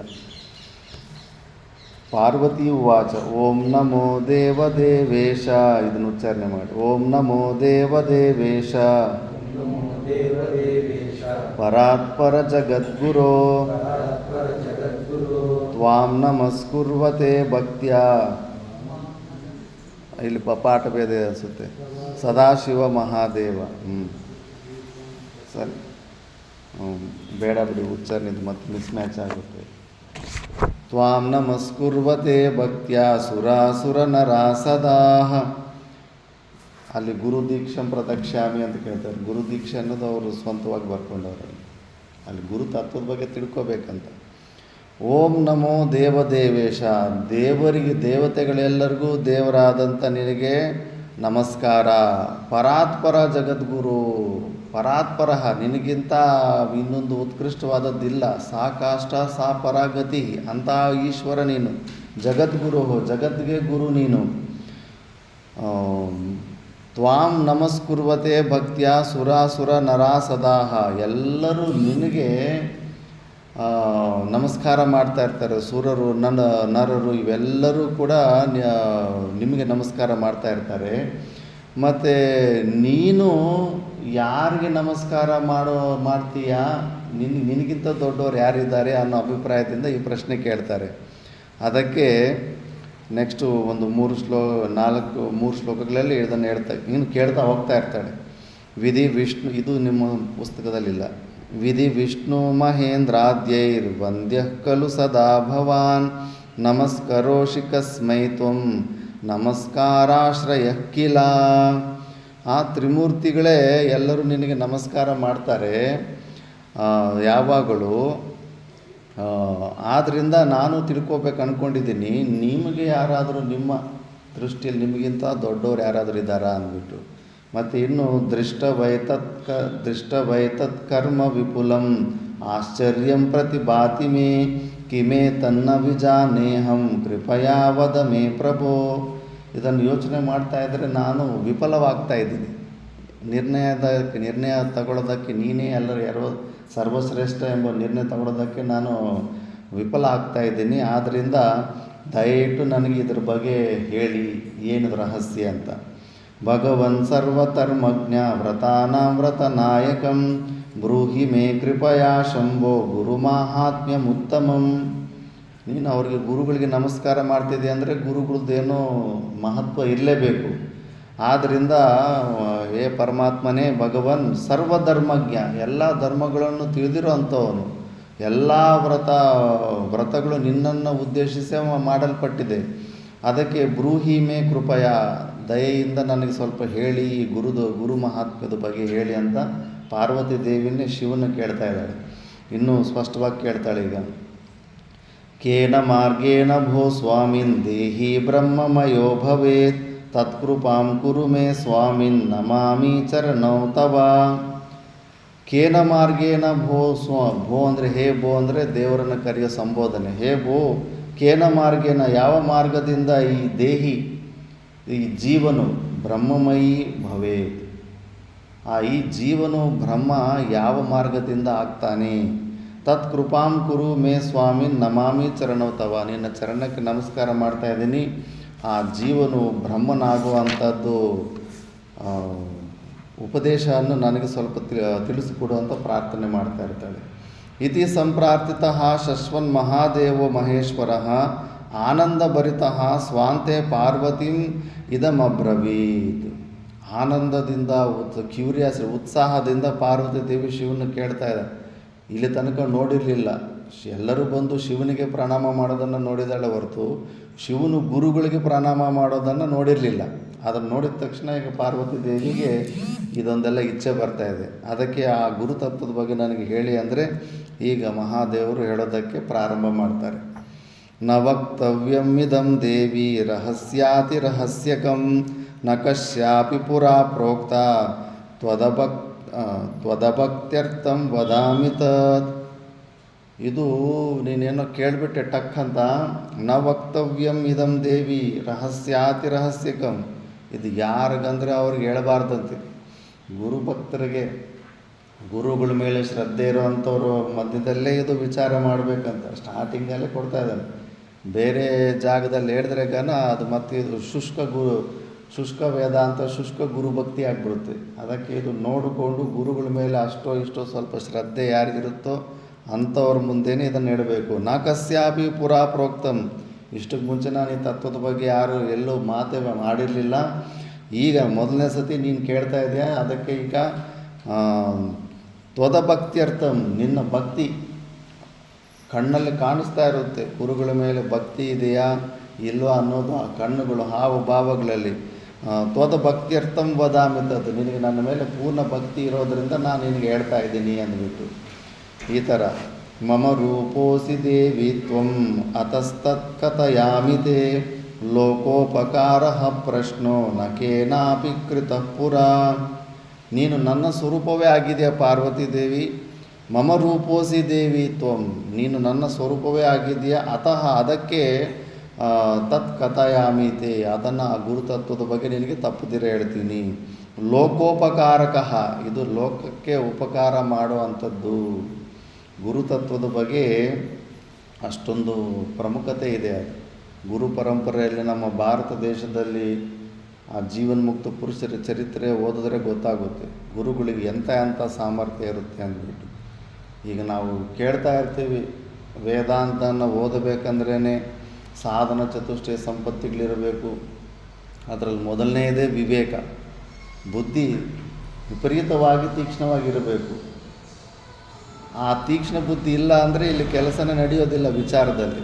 ಆದರೂ ಕೂಡ ಗುರುಗಳ ಹತ್ರ, ಒಳ್ಳೆಯ ಸದ್ಗುರು ಯೋಗ್ಯವಾದಂಥ ಗುರುಗಳ ಹತ್ರ ಓದೋರಿಗೆ ಆ ರಿಕ್ವೈರ್ಮೆಂಟ್ಸು ಏನು ಇಲ್ಲದೆ ಇದ್ದರೂ ಕೂಡ ಸಂಪೂರ್ಣವಾಗಿ ಮತ್ತೆ ಟಕ್ಕಂತ ಗುರು ಅವುಗಳನ್ನು ಈ ಲೋಕದಲ್ಲಿರೋ ಯಾವುದೇ ಒಂದು ಲೋಕಕ್ಕೆ ಸಂಬಂಧಪಟ್ಟದ್ದೇ ಅಲ್ಲ. ಸಾಧನ ಚತುಷ್ಟಯ ಸಂಪತ್ತಿ ಜೀವನಿಗೆ ಸಂಬಂಧಪಟ್ಟದ್ದೇ, ಲೋಕಕ್ಕೆ ಸಂಬಂಧಪಟ್ಟಿರೋ. ಆದ್ದರಿಂದ ಅದನ್ನು ಕೊಡಿಸೋ ಸಾಮರ್ಥ್ಯ ಗುರುಗಿರುತ್ತೆ. ಶಂಕರಾಚಾರ್ಯ ಶಿಷ್ಯರು ತೋಟಕ, ಮಂದಬುದ್ಧಿ, ಮಿಕ್ಕದವರೆಲ್ಲ ಚೆನ್ನಾಗಿ ಬಂದು ಚೆನ್ನಾಗಿ ಶಾಸ್ತ್ರ ಓದ್ಕೊಂತ ಇರೋವಂಥವ್ರು. ಅವನ ಗುರುಗಳು ಬಟ್ಟೆ ಒಗೆಯೋದು, ಆ ಸೇವೆ ಈ ಸೇವೆ, ಮನೆ ಸೊರಿಸೋದು, ಅದು ಇದು ರೂಪಿಸೋದು ಎಲ್ಲ ಬರೀ ಗುರು ಸೇವೆಯಲ್ಲೇ. ಅವನಿಗೆ ಅಕ್ಷರಗಳು ಬ್ರೈನ್ಗೆ ಹೋಗ್ತಾನೆ ಇರೋದಿಲ್ಲ. ಒಂದು ದಿವಸ ಪಾಠ ಹೇಳಬೇಕಂತ ಕೂತಿದ್ದಾಗ ವೆಯ್ಟ್ ಮಾಡ್ತಾಯಿರ್ತಾರೆ. ಮಿಕ್ಕಿದ ಶಿಷ್ಯರೆಲ್ಲ ಯಾರ ಸಲುವಾಗಿ ವೆಯ್ಟ್ ಮಾಡ್ತಾಯಿದ್ರು ಗುರುಗಳಂದರೆ, ಅವನು ಆನಂದಗಿರಿ ಅಂತಾರೆ ನಿಜವಾದ ಹೆಸರು, ತೋಟಕಾಚಾರ್ಯ ಅಂತ ಮತ್ತೆ ಆವತ್ತಿಂದ ಹೆಸರು ಬಂದಿತ್ತು. ಅವನು ಬರಲಿ ಅಂತ. ಅವನು ಮಂದಬುದ್ಧಿ ಅವನಿಗೆ. ಯಾಕಂದರೆ ಎಲ್ಲರ ಹತ್ರನೂ ಹೋಗಿ ಕಳಿಯೋದಕ್ಕೆ ಹೋಗಿರ್ತಾನೆ. ಗುರುಗಳ ಹತ್ರ ಹೋದ ತಕ್ಷಣ ಗುರುಗಳ ಹತ್ರ ಜಾಸ್ತಿ ಸಮಯ ಇರಲ್ಲ. ಸೀನಿಯರ್ ವಿದ್ಯಾರ್ಥಿಗಳ ಹತ್ರನೇ ಕಳಿಸ್ತಾರೆ ಜೂನಿಯರ್ಸನ್ನು, ಅಲ್ಲೋಗಿ ಅದು ಕಲ್ತ್ಕೊ ಅಂತ. ಇವರೆಲ್ಲರ ಹತ್ರ ಹೋಗಿರ್ತಾನೆ. ಯಾರಿಗೆ ಎಷ್ಟು ಹೇಳ್ಕೊಟ್ರು ನಿನ್ಗೆ ಒಂದು ಅಕ್ಷರ ಬಂದಿರೋದಿಲ್ಲ. ಎಲ್ಲರೂ ಪಾಠ ಮಾಡೋಕ್ಕೆ ಹೇಳಿ ಸುಸ್ತಾಗ್ಬಿಟ್ಟಿರ್ತಾರೆ. ಅದಕ್ಕೆ ಎಲ್ಲರೂ ನಗ್ತಾರೆ. ಅವನಿಗೆ ಪಾಠ ಹೇಳೋದು, ಕಿವುಡನ ಮುಂದೆ ಶಂಕು ಊದೋದು ಎರಡೂ ಒಂದೇ ಅಂತಾರೆ. ಏನು ಪ್ರಯೋಜನ ಇಲ್ಲ, ಅವ್ನಿಗೆ ಒಂದು ಅಕ್ಷರನೂ ಬರ್ತಾ ಇಲ್ಲ. ನಮ್ಮ ಟೈಮ್ ವೇಸ್ಟ್ ಆಗುತ್ತೆ. ಗುರುಗಳೇ ನೀವು ಪಾಠ ಸ್ಟಾರ್ಟ್ ಮಾಡಿಬಿಡಿ ಅಂತಾರೆ. ಆವಾಗ ಇನ್ನು ಶಕ್ತಿಪಾತ ಗುರುಗಳು ಶಿಷ್ಯನಿಗೆ ಕೊಟ್ಟುಬಿಡ್ತಾರೆ. ಆ ಕಡೆಯಿಂದ ತೋಟಕಾಚಾರ್ಯ ಇನ್ನು ಗುರುಗಳು ನೆನೆಸ್ಕೊಂತ ಅಂತ ಗೊತ್ತಾದ ಮೇಲೆ ಅಲ್ಲಿಂದಾನೇ ವಿವೇಕ ಅಲ್ಲ, ಶ್ಲೋಕಗಳು ರಚನೆ ಮಾಡ್ಕೊಂಡು ಬರ್ತಾನೆ ಗುರುಸ್ತುತಿ. ವಿದಿತಾಖಿಲ ಶಾಸ್ತ್ರ ಸುಧಾ ಜಲದೆ ಮಹಿತೋಪನಿಷತ್ ಕಥಿತಾರ್ಥ ನಿಧೇ ಹೃದಯೇ ಕಮಲೆ ವಿಮಲಂ ಚರಣಂ ಭವಶಂಕರ ದೇಶಿಕ ಮೇ ಶರಣಂ ಭವಶಂಕರ ದೇಶಿಕ ಮೇ ಶರಣಂ. ಇದು ತ್ರೋಟಕ ಛಂದ ಅಂತಾರೆ, ಆ ಛಂದಸ್ಸಿನ ಹೆಸರದು. ಆ ಛಂದದಲ್ಲಿ ಶ್ಲೋಕಗಳು 8 ಶ್ಲೋಕಗಳು ಗುರುಸ್ತುತಿ ಮಾಡಿಕೊಂಡು ಶ್ಲೋಕ ರಚನೆ ಮಾಡ್ಕೊಂಡು ಬರ್ತಾನೆ. ಶ್ಲೋಕದ ರಚನೆ ಮಾಡಬೇಕಂದ್ರೆ 4-5 ದಿವಸ ಶಿರಸಾಸನ ಆಗಬೇಕಾಗುತ್ತೆ. ತುಂಬ ಬುದ್ಧಿವಂತರಾದರೆ ಒಂದು ದಿವಸ ಆದರೂ ಸಮಯ ಕೊಡುತ್ತೆ ಒಂದು ಶ್ಲೋಕ ರಚನೆ ಮಾಡಬೇಕಂದ್ರೆ. ಅಂಥದ್ದು ಅನರ್ಗಳವಾಗಿ ನಾವು ಕನ್ನಡ ತೆಲುಗು ಮಾತಾಡ್ಕೊಂಡಂಗೆ ಸಂಸ್ಕೃತ ಶ್ಲೋಕಗಳು ರಚನೆ ಮಾಡ್ಕೊಂಡು, ಅದು ತ್ರೋಟಕ ಛಂದದಲ್ಲಿ ಒಳ್ಳೆ ರಾಗಯುಕ್ತವಾದಂಥ ಛಂದ. ಆ ರಾಗಯುಕ್ತವಾಗಿ ಎಲ್ಲ ರೈಮಿಂಗ್ ವರ್ಡ್ಸ್ ಬರಬೇಕಂದ್ರೆ ಇಷ್ಟು ಸಾಮಾನ್ಯ ಇಲ್ಲ, ತುಂಬ ಸಮಯ ತಗೊಳ್ಳುತ್ತೆ. ಅಂಥದ್ದು ಅನಾಯಾಸದಿಂದ ಟಕ ಅಂತ ಹೇಳ್ಕೊಂಬಂದ್ಬಿಡ್ತಾನೆ. ಅದು ಹೇಗೆ ಸಾಧ್ಯ ಆಯಿತು? ನಿನ್ನ ತೀಕ್ಷ್ಣ ಬುದ್ಧಿ ಕೂಡ ಡಸ್ಟ್ಬಿನ್ಗಿಡು. ಅದಕ್ಕಿಂತ ಇಂಪಾರ್ಟೆಂಟ್ ಆಗಿರೋದು ಗುರು ಮೇಲೆ ಇರೋ ಶ್ರದ್ಧೆ. ಆ ಶ್ರದ್ಧೆ ಎಷ್ಟು ಪವರ್ಫುಲ್ ಅಂದರೆ ನಿನಗೆ ಏನು ಇಲ್ಲ ಅಂದರೂ ಕೂಡ ಅದು ಬಂದುಬಿಡುತ್ತೆ. ಆದ್ದರಿಂದ ಆ ಗುರುತತ್ವ ಅನ್ನೋದು ಕೈ ಕಾಲಿರೋ ಒಂದು ಶರೀರ ಅಲ್ಲ, ಗುರು ಅಲ್ಲ, ಅದು ವ್ಯಾಪಕ ತತ್ವ, ಪರಮಾತ್ಮ ತತ್ವವೇ ಅದು. ಆ ತತ್ವಕ್ಕೆ ನೀನು ತಲೆ ಬಾಗಿದ್ರೆ ನೀನಿದ್ದ ಜಾಗದಲ್ಲಿ ಗುರು ಹೋಮ್ ಡೆಲಿವರಿ ಆಗ್ತಾನೆ. ರಾಮಕೃಷ್ಣ ಪರಮಹಂಸರು ಎಲ್ಲೂ ಹುಡುಕೊಂಡು ಹೋಗಲಿಲ್ಲ. ಈ ಗುರುಗೀತೆ ಹೇಳೋ ಉದ್ದೇಶನೂ ಅಷ್ಟೇ, ಗುರುಗಳು ಯಾರು ಅಂತ ಕಂಡುಹಿಡಿಯೋದಕ್ಕಲ್ಲ, ನೀನು ಅಂಥ ಯೋಗ್ಯವಾದಂಥ ಶಿಷ್ಯನಾಗುವ ಅಂತ ತಿಳ್ಕೊಳ್ಳೋದು. ಅಂಥ ಗುರುಗಳನ್ನು ಸಿಗಬೇಕಂದ್ರೆ ನೀನು ಅಂಥ ಯೋಗ್ಯವಾದಂಥ ಶಿಷ್ಯನಿರಬೇಕು. ಗುರುಗಳ ಆ ತತ್ವದ ಮೇಲೆ ನಿನಗೆ ಅಷ್ಟೊಂದು ಅನುಕಂಪ, ಭಕ್ತಿ ಇವೆಲ್ಲವೂ ನಿನಗೆ ಮನಸ್ಸಿನಲ್ಲಿ ಇರಬೇಕು. ಅಂಥ ಒಂದು ಗುರುವನ್ನು ನೀನು ಮನಸ್ಸಿನಲ್ಲಿ ಬಯಸ್ತಾ ಇದ್ದಾಗ ಆ ಪರಮಾತ್ಮನೇ, ನಿರ್ಗುಣ ನಿರಾಕಾರದ ಪರಮಾತ್ಮನೇ ನಿನ್ನ ಮುಂದೆ ಪ್ರಕಟ ಆಗ್ತಿ ವ್ಯಕ್ತ ಆಗ್ತಾನೆ ಅಂತ ತೋರಿಸ್ಕೊಳ್ಳೋದಕ್ಕೆ ಈ ಗುರುಗೀತ ಪ್ರಾರಂಭ ಆಗೋದು. ಆದ್ದರಿಂದ ಇದು ಲೋಕೋಪಕಾರಕ.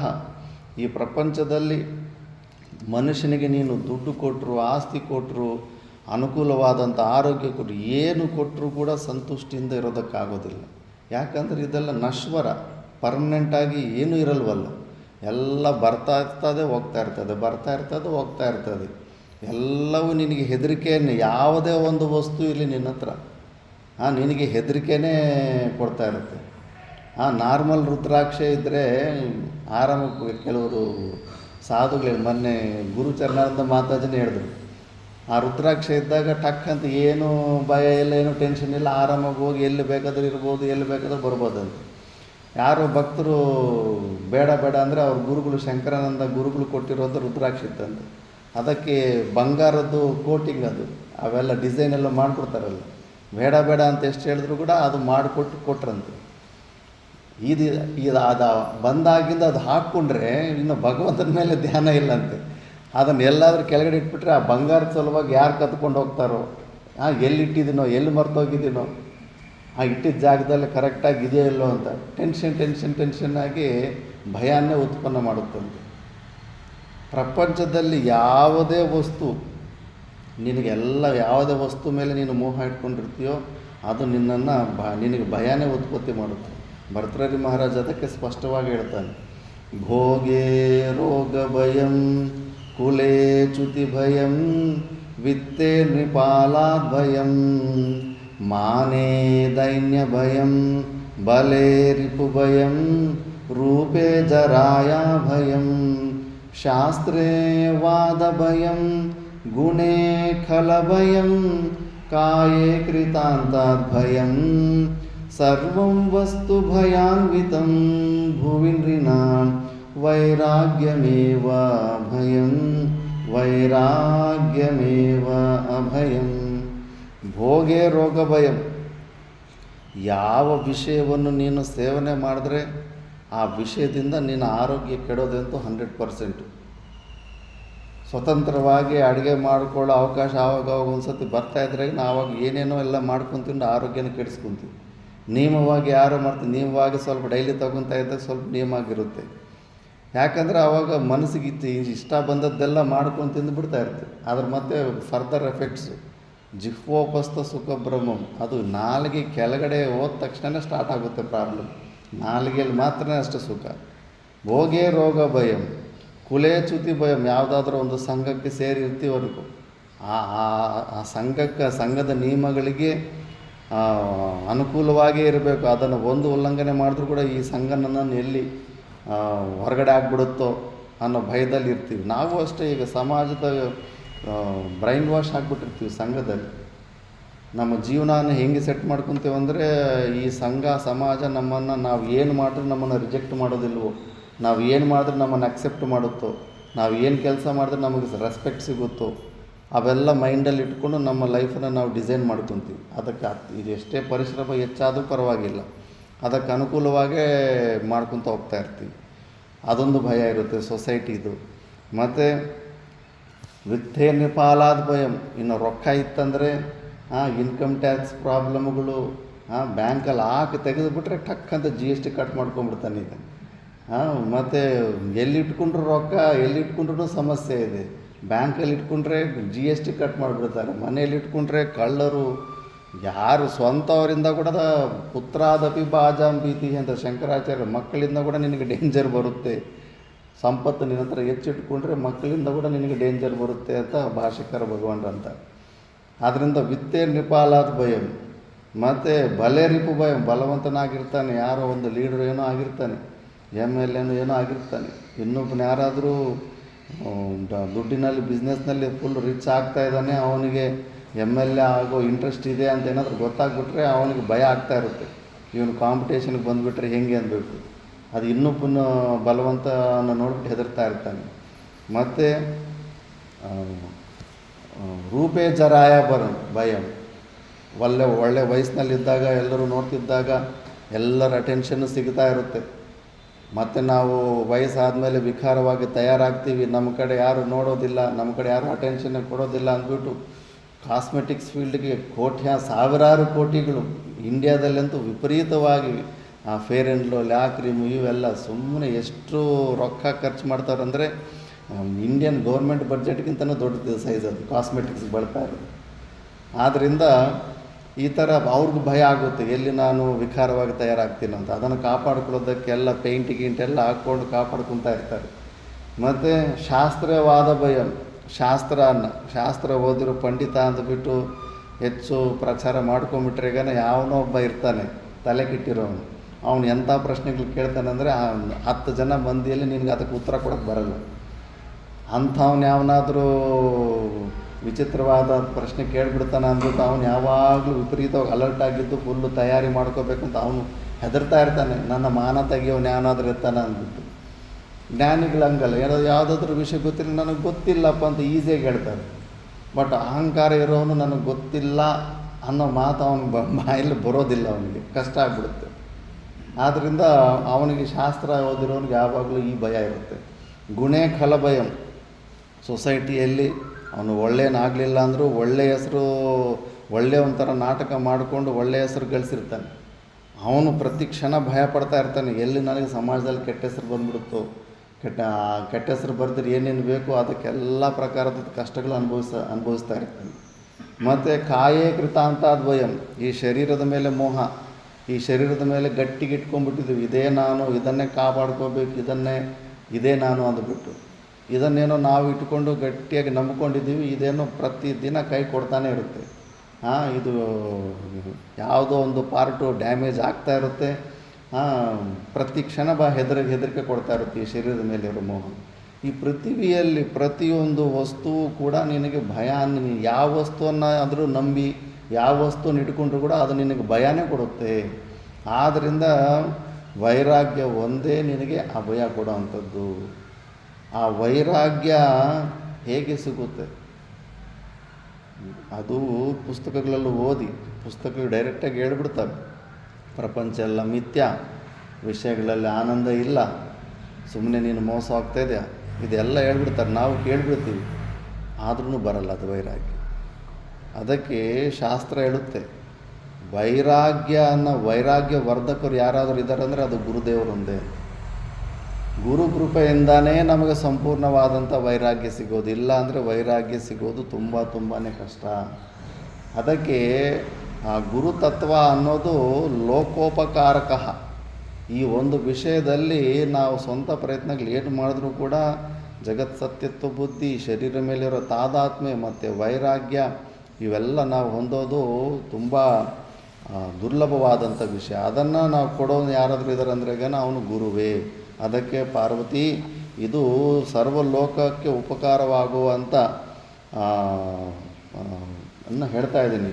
ಪ್ರಶ್ನ ನಾ ಕೇನಾಪಿ ಕೃತಃ ಪುರಃ, ನೀನು ಕೇಳಿದಂಥ ಪ್ರಶ್ನೆ ಎಲ್ಲ ಲೋಕಕ್ಕೆ ಉಪಯೋಗ ಆಗೋಂಥ ಪ್ರಶ್ನೆ ಕೇಳಿದೀಯಾ. ಇಲ್ಲಿ ತನಕ ಈ ಪ್ರಶ್ನೆನ ನಾನು ಯಾರೂ ಕೇಳಿರಲಿಲ್ಲ ಅಂತ ಶಿವ ಅಂತ ಇದ್ದಾನೆ. ಇದು ಶ್ವೇತಾಶ್ವರ ಉಪನಿಷತ್ತಲ್ಲಿರೋ ವಾಕ್ಯವನ್ನೇ ಈಶ್ವರ ಮತ್ತೆ ಹೇಳ್ತಾ ಇದ್ದಾನೆ. ಯಸ್ಯ ದೇವೇ ಪರಾ ಭಕ್ತಿರ್ ಯಥಾ ದೇವೇ ತಥಾ ಗುರೋ ತಸ್ಯೈತೆ ಕಥಿತಾ ಹ್ಯರ್ಥ ಪ್ರಕಾಶಂತೆ ಮಹಾತ್ಮನಃ.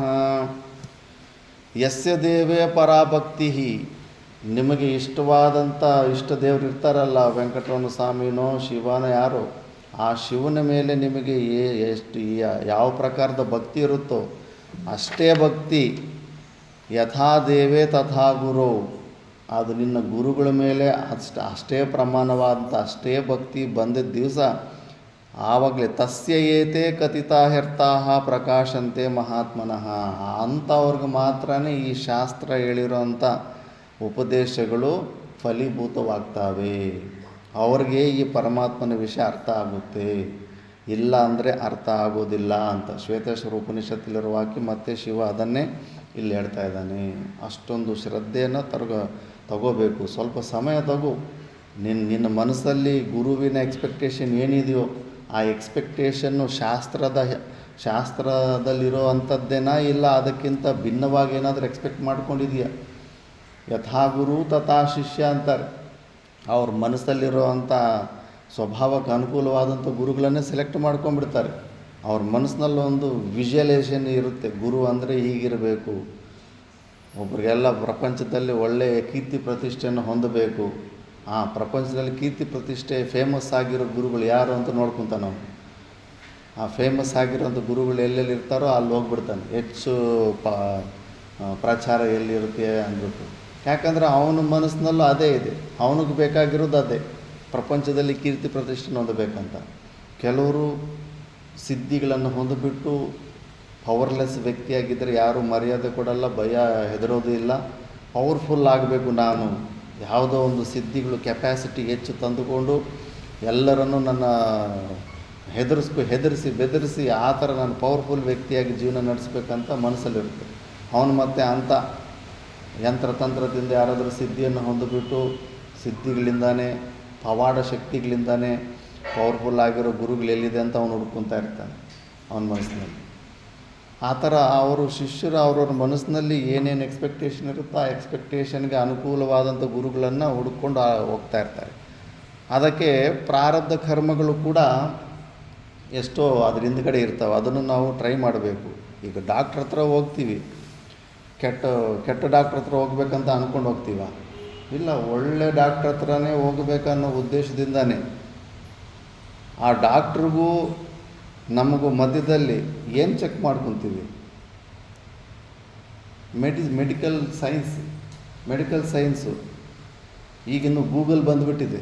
ಡಾಕ್ಟ್ರು ಕೊಟ್ಟಿರೋ ಟ್ಯಾಬ್ಲೆಟು, ಆ ಟ್ಯಾಬ್ಲೆಟ್ ಹೆಸರು ಹೊಡಿತಾರೆ ಗೂಗಲಲ್ಲಿ, ಇದು ಏನು, ಇದರ ಸೈಡ್ ಎಫೆಕ್ಟ್ಸ್ ಏನು, ಇದು ಯೂಸಸ್ ಏನು ಅಂತ ಚೆಕ್ ಮಾಡ್ಕೊತೀವಿ. ಶಾಸ್ತ್ರ ತಾನೇ, ಮೆಡಿಕಲ್ ಶಾಸ್ತ್ರನ ಮಧ್ಯದಲ್ಲಿ ಇಟ್ಕೊಂಡು ಆ ಗುರು ಕರೆಕ್ಟಾ ಇಲ್ಲ ಅಂತ ಚೆಕ್ ಮಾಡ್ತೀವ ಇಲ್ಲ. ಇಲ್ಲೂ ಕೂಡ ಅಷ್ಟು ಶಾಸ್ತ್ರ ಹೇಳ್ತಾ ಇದೆ, ನೀನು ಗುರು ಮಾಡ್ಕೊಳ್ಳೋದಕ್ಕೂ ಮುಂಚೆ ಆ ಗುರುಗೂ ನಿನಗೂ ಮಧ್ಯದಲ್ಲಿ ಈ ಶಾಸ್ತ್ರ ಇದೆಯೇ ಇಲ್ವಾ, ಶಾಸ್ತ್ರ ವಿಹಿತವಾದಂಥ ಇದೇ ಇಲ್ವಾ, ಇದನ್ನು ಚೆಕ್ ಮಾಡ್ಕೊ ನೀನು. ಆ ಚೆಕ್ ಮಾಡಿಕೊಂಡು ಫಸ್ಟ್ ನೀನು ಗುರು ಮಾಡ್ಕೊ. ಒಂದು ಸತಿ ಗುರು ಅಂತ ಭಾವನೆ ಮಾಡಿದ ಮೇಲೆ ಮತ್ತೆ ಪೂರ್ಣ ಶ್ರದ್ಧೆ ಇಡು. ಉಪಾಧಿಗತ ಶರೀರ ದೋಷಗಳೆಲ್ಲ ನೋಡೋಕ್ಕೆ ಹೋಗಬೇಡ. ಬಟ್ ಆ ಸ್ಟಾರ್ಟಿಂಗಲ್ಲಿ ಮಾತ್ರ ಅಷ್ಟೊಂದು ಮಾತ್ರ ನೀನು ಕ್ರಾಸ್ ಚೆಕ್ ಮಾಡ್ಕೋಬೇಕು. ಈಗ ನಾವು ಒಳ್ಳೆ ಡಾಕ್ಟ್ರ್ ಹತ್ರ ಹೋಗ್ತೀವಿ, ಅವನು ಮೆಡಿಸನ್ ಒಂದು ಕೊಡ್ತಾನೆ, ಬಿಲ್ಲು ನೋಡಿದ್ರೆ ವಿಪರೀತ. ಟ್ಯಾಬ್ಲೆಟ್ಸ್ ನೋಡಿದ್ರೆ ಕೆಲವೊಂದು ಹೊಸ ಹೊಸ ಟ್ಯಾಬ್ಲೆಟ್ಸ್ ಕೊಟ್ಟಿರ್ತಾನೆ. ಕೆಲವೊಂದು ಟ್ಯಾಬ್ಲೆಟ್ಸು 3-4 ರೋಗಗಳಿಗೆ ಒಂದೇ ಟ್ಯಾಬ್ಲೆಟ್ ಇರ್ತವೆ.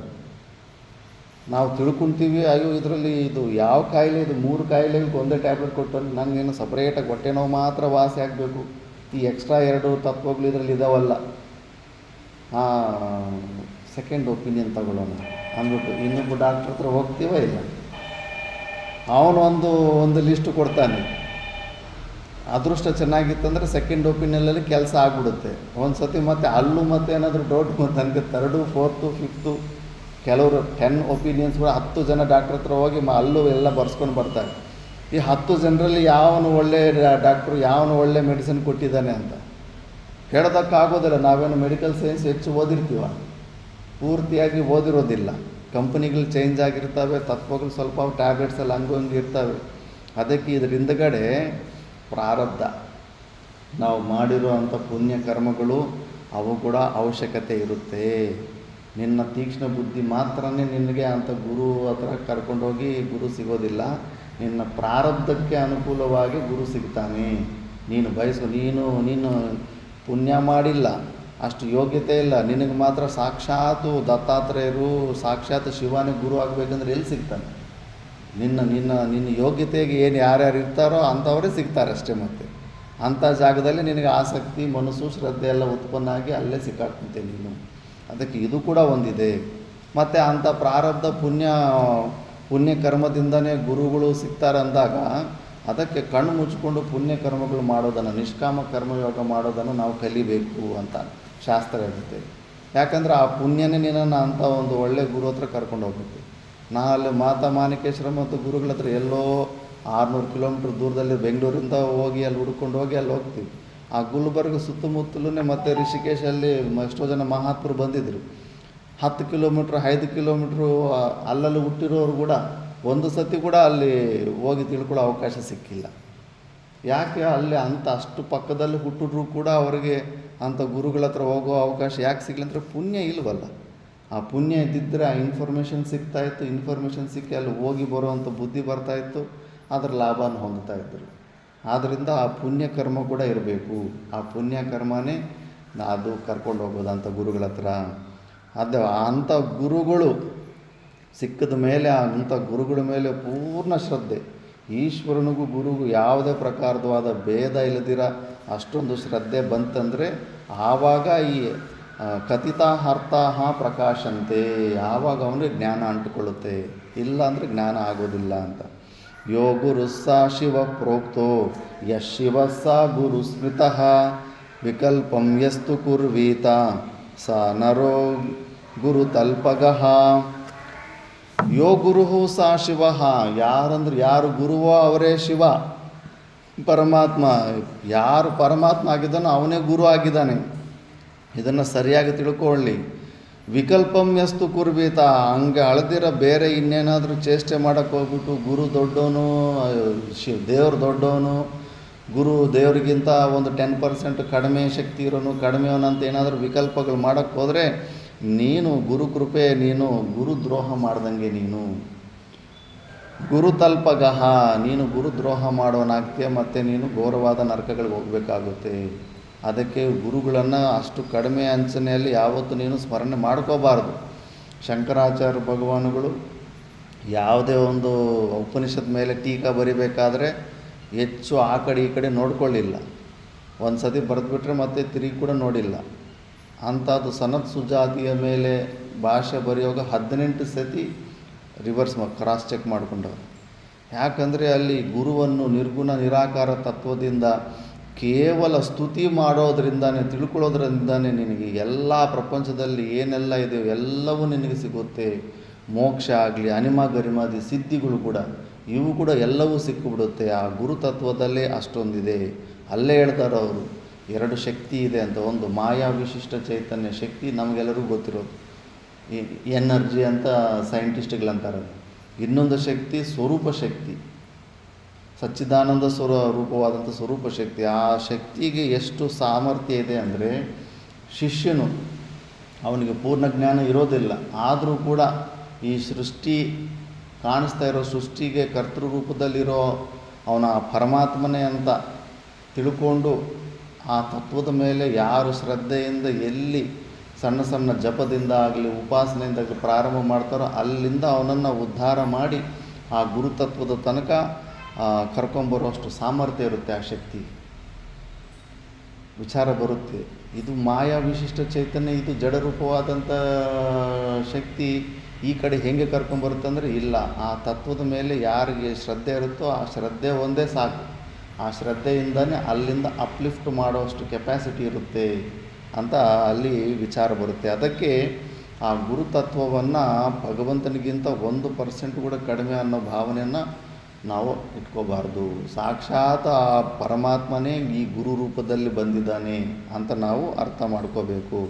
ಭೇದ ಬುದ್ಧಿ ತಗೊಂಡ್ರ ನರಕಕ್ಕೆ ಹೋಗ್ತೀರಾ ಅಂತ ಹೇಳ್ತಾ ಇದೆ ಶಾಸ್ತ್ರ.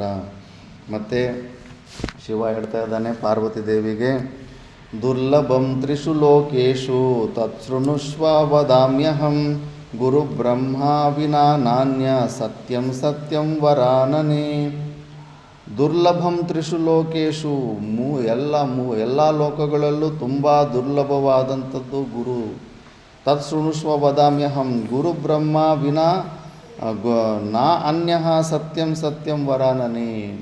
ಗುರು ಸಾಕ್ಷಾತ್ ಬ್ರಹ್ಮನೇ ಆಗಿದ್ದಾನೆ, ಬೇರೆ ಇನ್ನೇನು ಅಲ್ವೇ ಅಲ್ಲ ಅಂದ್ಬಿಟ್ಟು ವಿವೇಕ ಚೂಡಾಮಣಿಯಲ್ಲಿ ಕೂಡ ಅದನ್ನೇ ಹೇಳ್ತಾರೆ.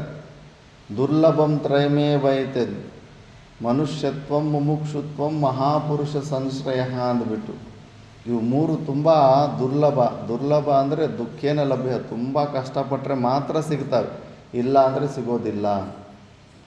ಏನು ಮನುಷ್ಯತ್ವ, ಮನುಷ್ಯ ಜನ್ಮ ಬರೋದು ತುಂಬ ದುರ್ಲಭ. ನಾವು ಮೊನ್ನೆ ಗುರು ಪೌರ್ಣಿಮೆ ದಿವಸ ವಿಚಾರಣೆ ಮಾಡಿದ್ವಿ. ಮತ್ತು ಮನುಷ್ಯತ್ವ ಮುಕ್ಷುತ್ವ, ಮೋಕ್ಷನ ಹೊಂದಬೇಕು ಅನ್ನೋ ಒಂದು ಇಚ್ಛೆ ಬರೋದು. ಯಾರಿಗೂ ಆ ಇಚ್ಛೆ ಅನ್ನೋದ್ರೇ ಗೊತ್ತಿರಲ್ಲ, ಅದು ಬರೋದು ತುಂಬ ಕಠಿಣ. ಇನ್ನೊಂದು ಮಹಾಪುರುಷ ಸಂಶ್ರಯ, ಈ ಮೋಕ್ಷವನ್ನು ಕೊಡಿಸೋ ಅಂಥ ಗುರುಗಳು ಯಾರಿರ್ತಾರೋ ಆ ಗುರುಗಳು ಸಿಗೋದು ಕೂಡ ತುಂಬ ದುರ್ಲಭ ಅಂದರೆ ಸುಮ್ಮನೆ ಅಡ್ರೆಸ್ ತಿಳ್ಕೊಂಬಿಡೋದಲ್ಲ. ಈ ಪ್ರಪಂಚದಲ್ಲಿರೋ ಗುರುಗಳ ಅಡ್ರೆಸ್ಸಲ್ಲಿ ಇವಾಗ ಗೂಗಲ್ಲೇ ಹೇಳ್ಬಿಡುತ್ತೆ ಎಲ್ಲೆಲ್ಲಿ ಫೇಮಸ್ ದೊಡ್ಡ ಗುರುಗಳು ಯಾರ್ಯಾರು ಎಲ್ಲೆಲ್ಲಿದ್ದಾರೆ ಅಂದ್ಬಿಟ್ಟು. ಅಡ್ರೆಸ್ ತಿಳ್ಕೊಳ್ಳೋದು ಅದೇನು ದುರ್ಲಭ, ಅದೇನು ಕಠಿಣ ಏನಿಲ್ಲ. ಈಗ ಹೆಂಗೋ ಅಂದಂಗೆ ಇನ್ಫಾರ್ಮೇಷನ್ನು ಯಾವ್ಯಾವ ಜಿಲ್ಲೆಯಲ್ಲಿ ಯಾರ್ಯಾರು ಫೇಮಸ್ ಗುರುಗಳಿದ್ದಾರೆ ಯಾರಿದ್ದಾರೆ ಅಂದರೆ ಎಲ್ಲ ಡೀಟೇಲ್ಸ್ ಸಿಕ್ಬಿಡುತ್ತೆ. ಈಗ ಆ ಗುರುಗಳು ಸಿಕ್ಕಿ ಆ ಗುರುಗಳ ಮೇಲೆ ನಿನಗೆ ಈ ಪರಮಾತ್ಮನ ಮೇಲೆ ಯಾವ ಪ್ರಕಾರದ ಶ್ರದ್ಧೆ ಇದೆಯೋ ಅಷ್ಟು ಶ್ರದ್ಧೆ ಬರೋದು, ಆ ಟ್ಯೂನಿಂಗ್, ಆ ಶ್ರದ್ಧೆ ಬರೋದು ತುಂಬ ದುರ್ಲಭ.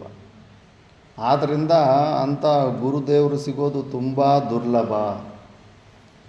ಮತ್ತು ಗುರು ಬ್ರಹ್ಮ ವಿನಾ ನಾನ್ಯ, ಗುರು ಸಾಕ್ಷಾತ್ ಆ ಪರಮಾತ್ಮನೇ ಆಗಿದ್ದಾನೆ, ಇದನ್ನು ನೀನು ತಿಳ್ಕೊ. ಬೇರೆ ಥರ ಇನ್ನು ಬೇರೆ ಬುದ್ಧಿಯಿಂದ ನೀನು ನೋಡೋಕ್ಕೆ ಹೋಗಬೇಡ. ಸತ್ಯಂ ಸತ್ಯಂ ವರಾನ, ಇದು ಸತ್ಯ ಅಂತ ರಿಪೀಟಾಗಿ ಮತ್ತೆ ಹೇಳ್ತಾ ಇದ್ದಾನೆ, ನೆಗ್ಲೆಕ್ಟ್ ಮಾಡಬೇಡ ಅಂತ. ಮತ್ತು ವೇದಶಾಸ್ತ್ರ ಪುರಾಣಾನಿ ಚೇತಿಹಾಸಾದಿಕಾನಿ ಚ ಮಂತ್ರಯಂತ್ರಾದಿ ವಿದ್ಯಾನಾಂ ಮೋಹನೋಚ್ಚಾಟನಾದಿಕಂ ಶೈವ ಶಾಕ್ತಾಗಮಾದೀನಿ ಎನ್ನೇ ಚ ಬಹವೋ ಮತಾ ಅಪಭ್ರಂಶ ಸಮಸ್ತಾನಾಂ ಜೀವಾನಾಂ ಭ್ರಾಂತಚೇತಸಾಂ.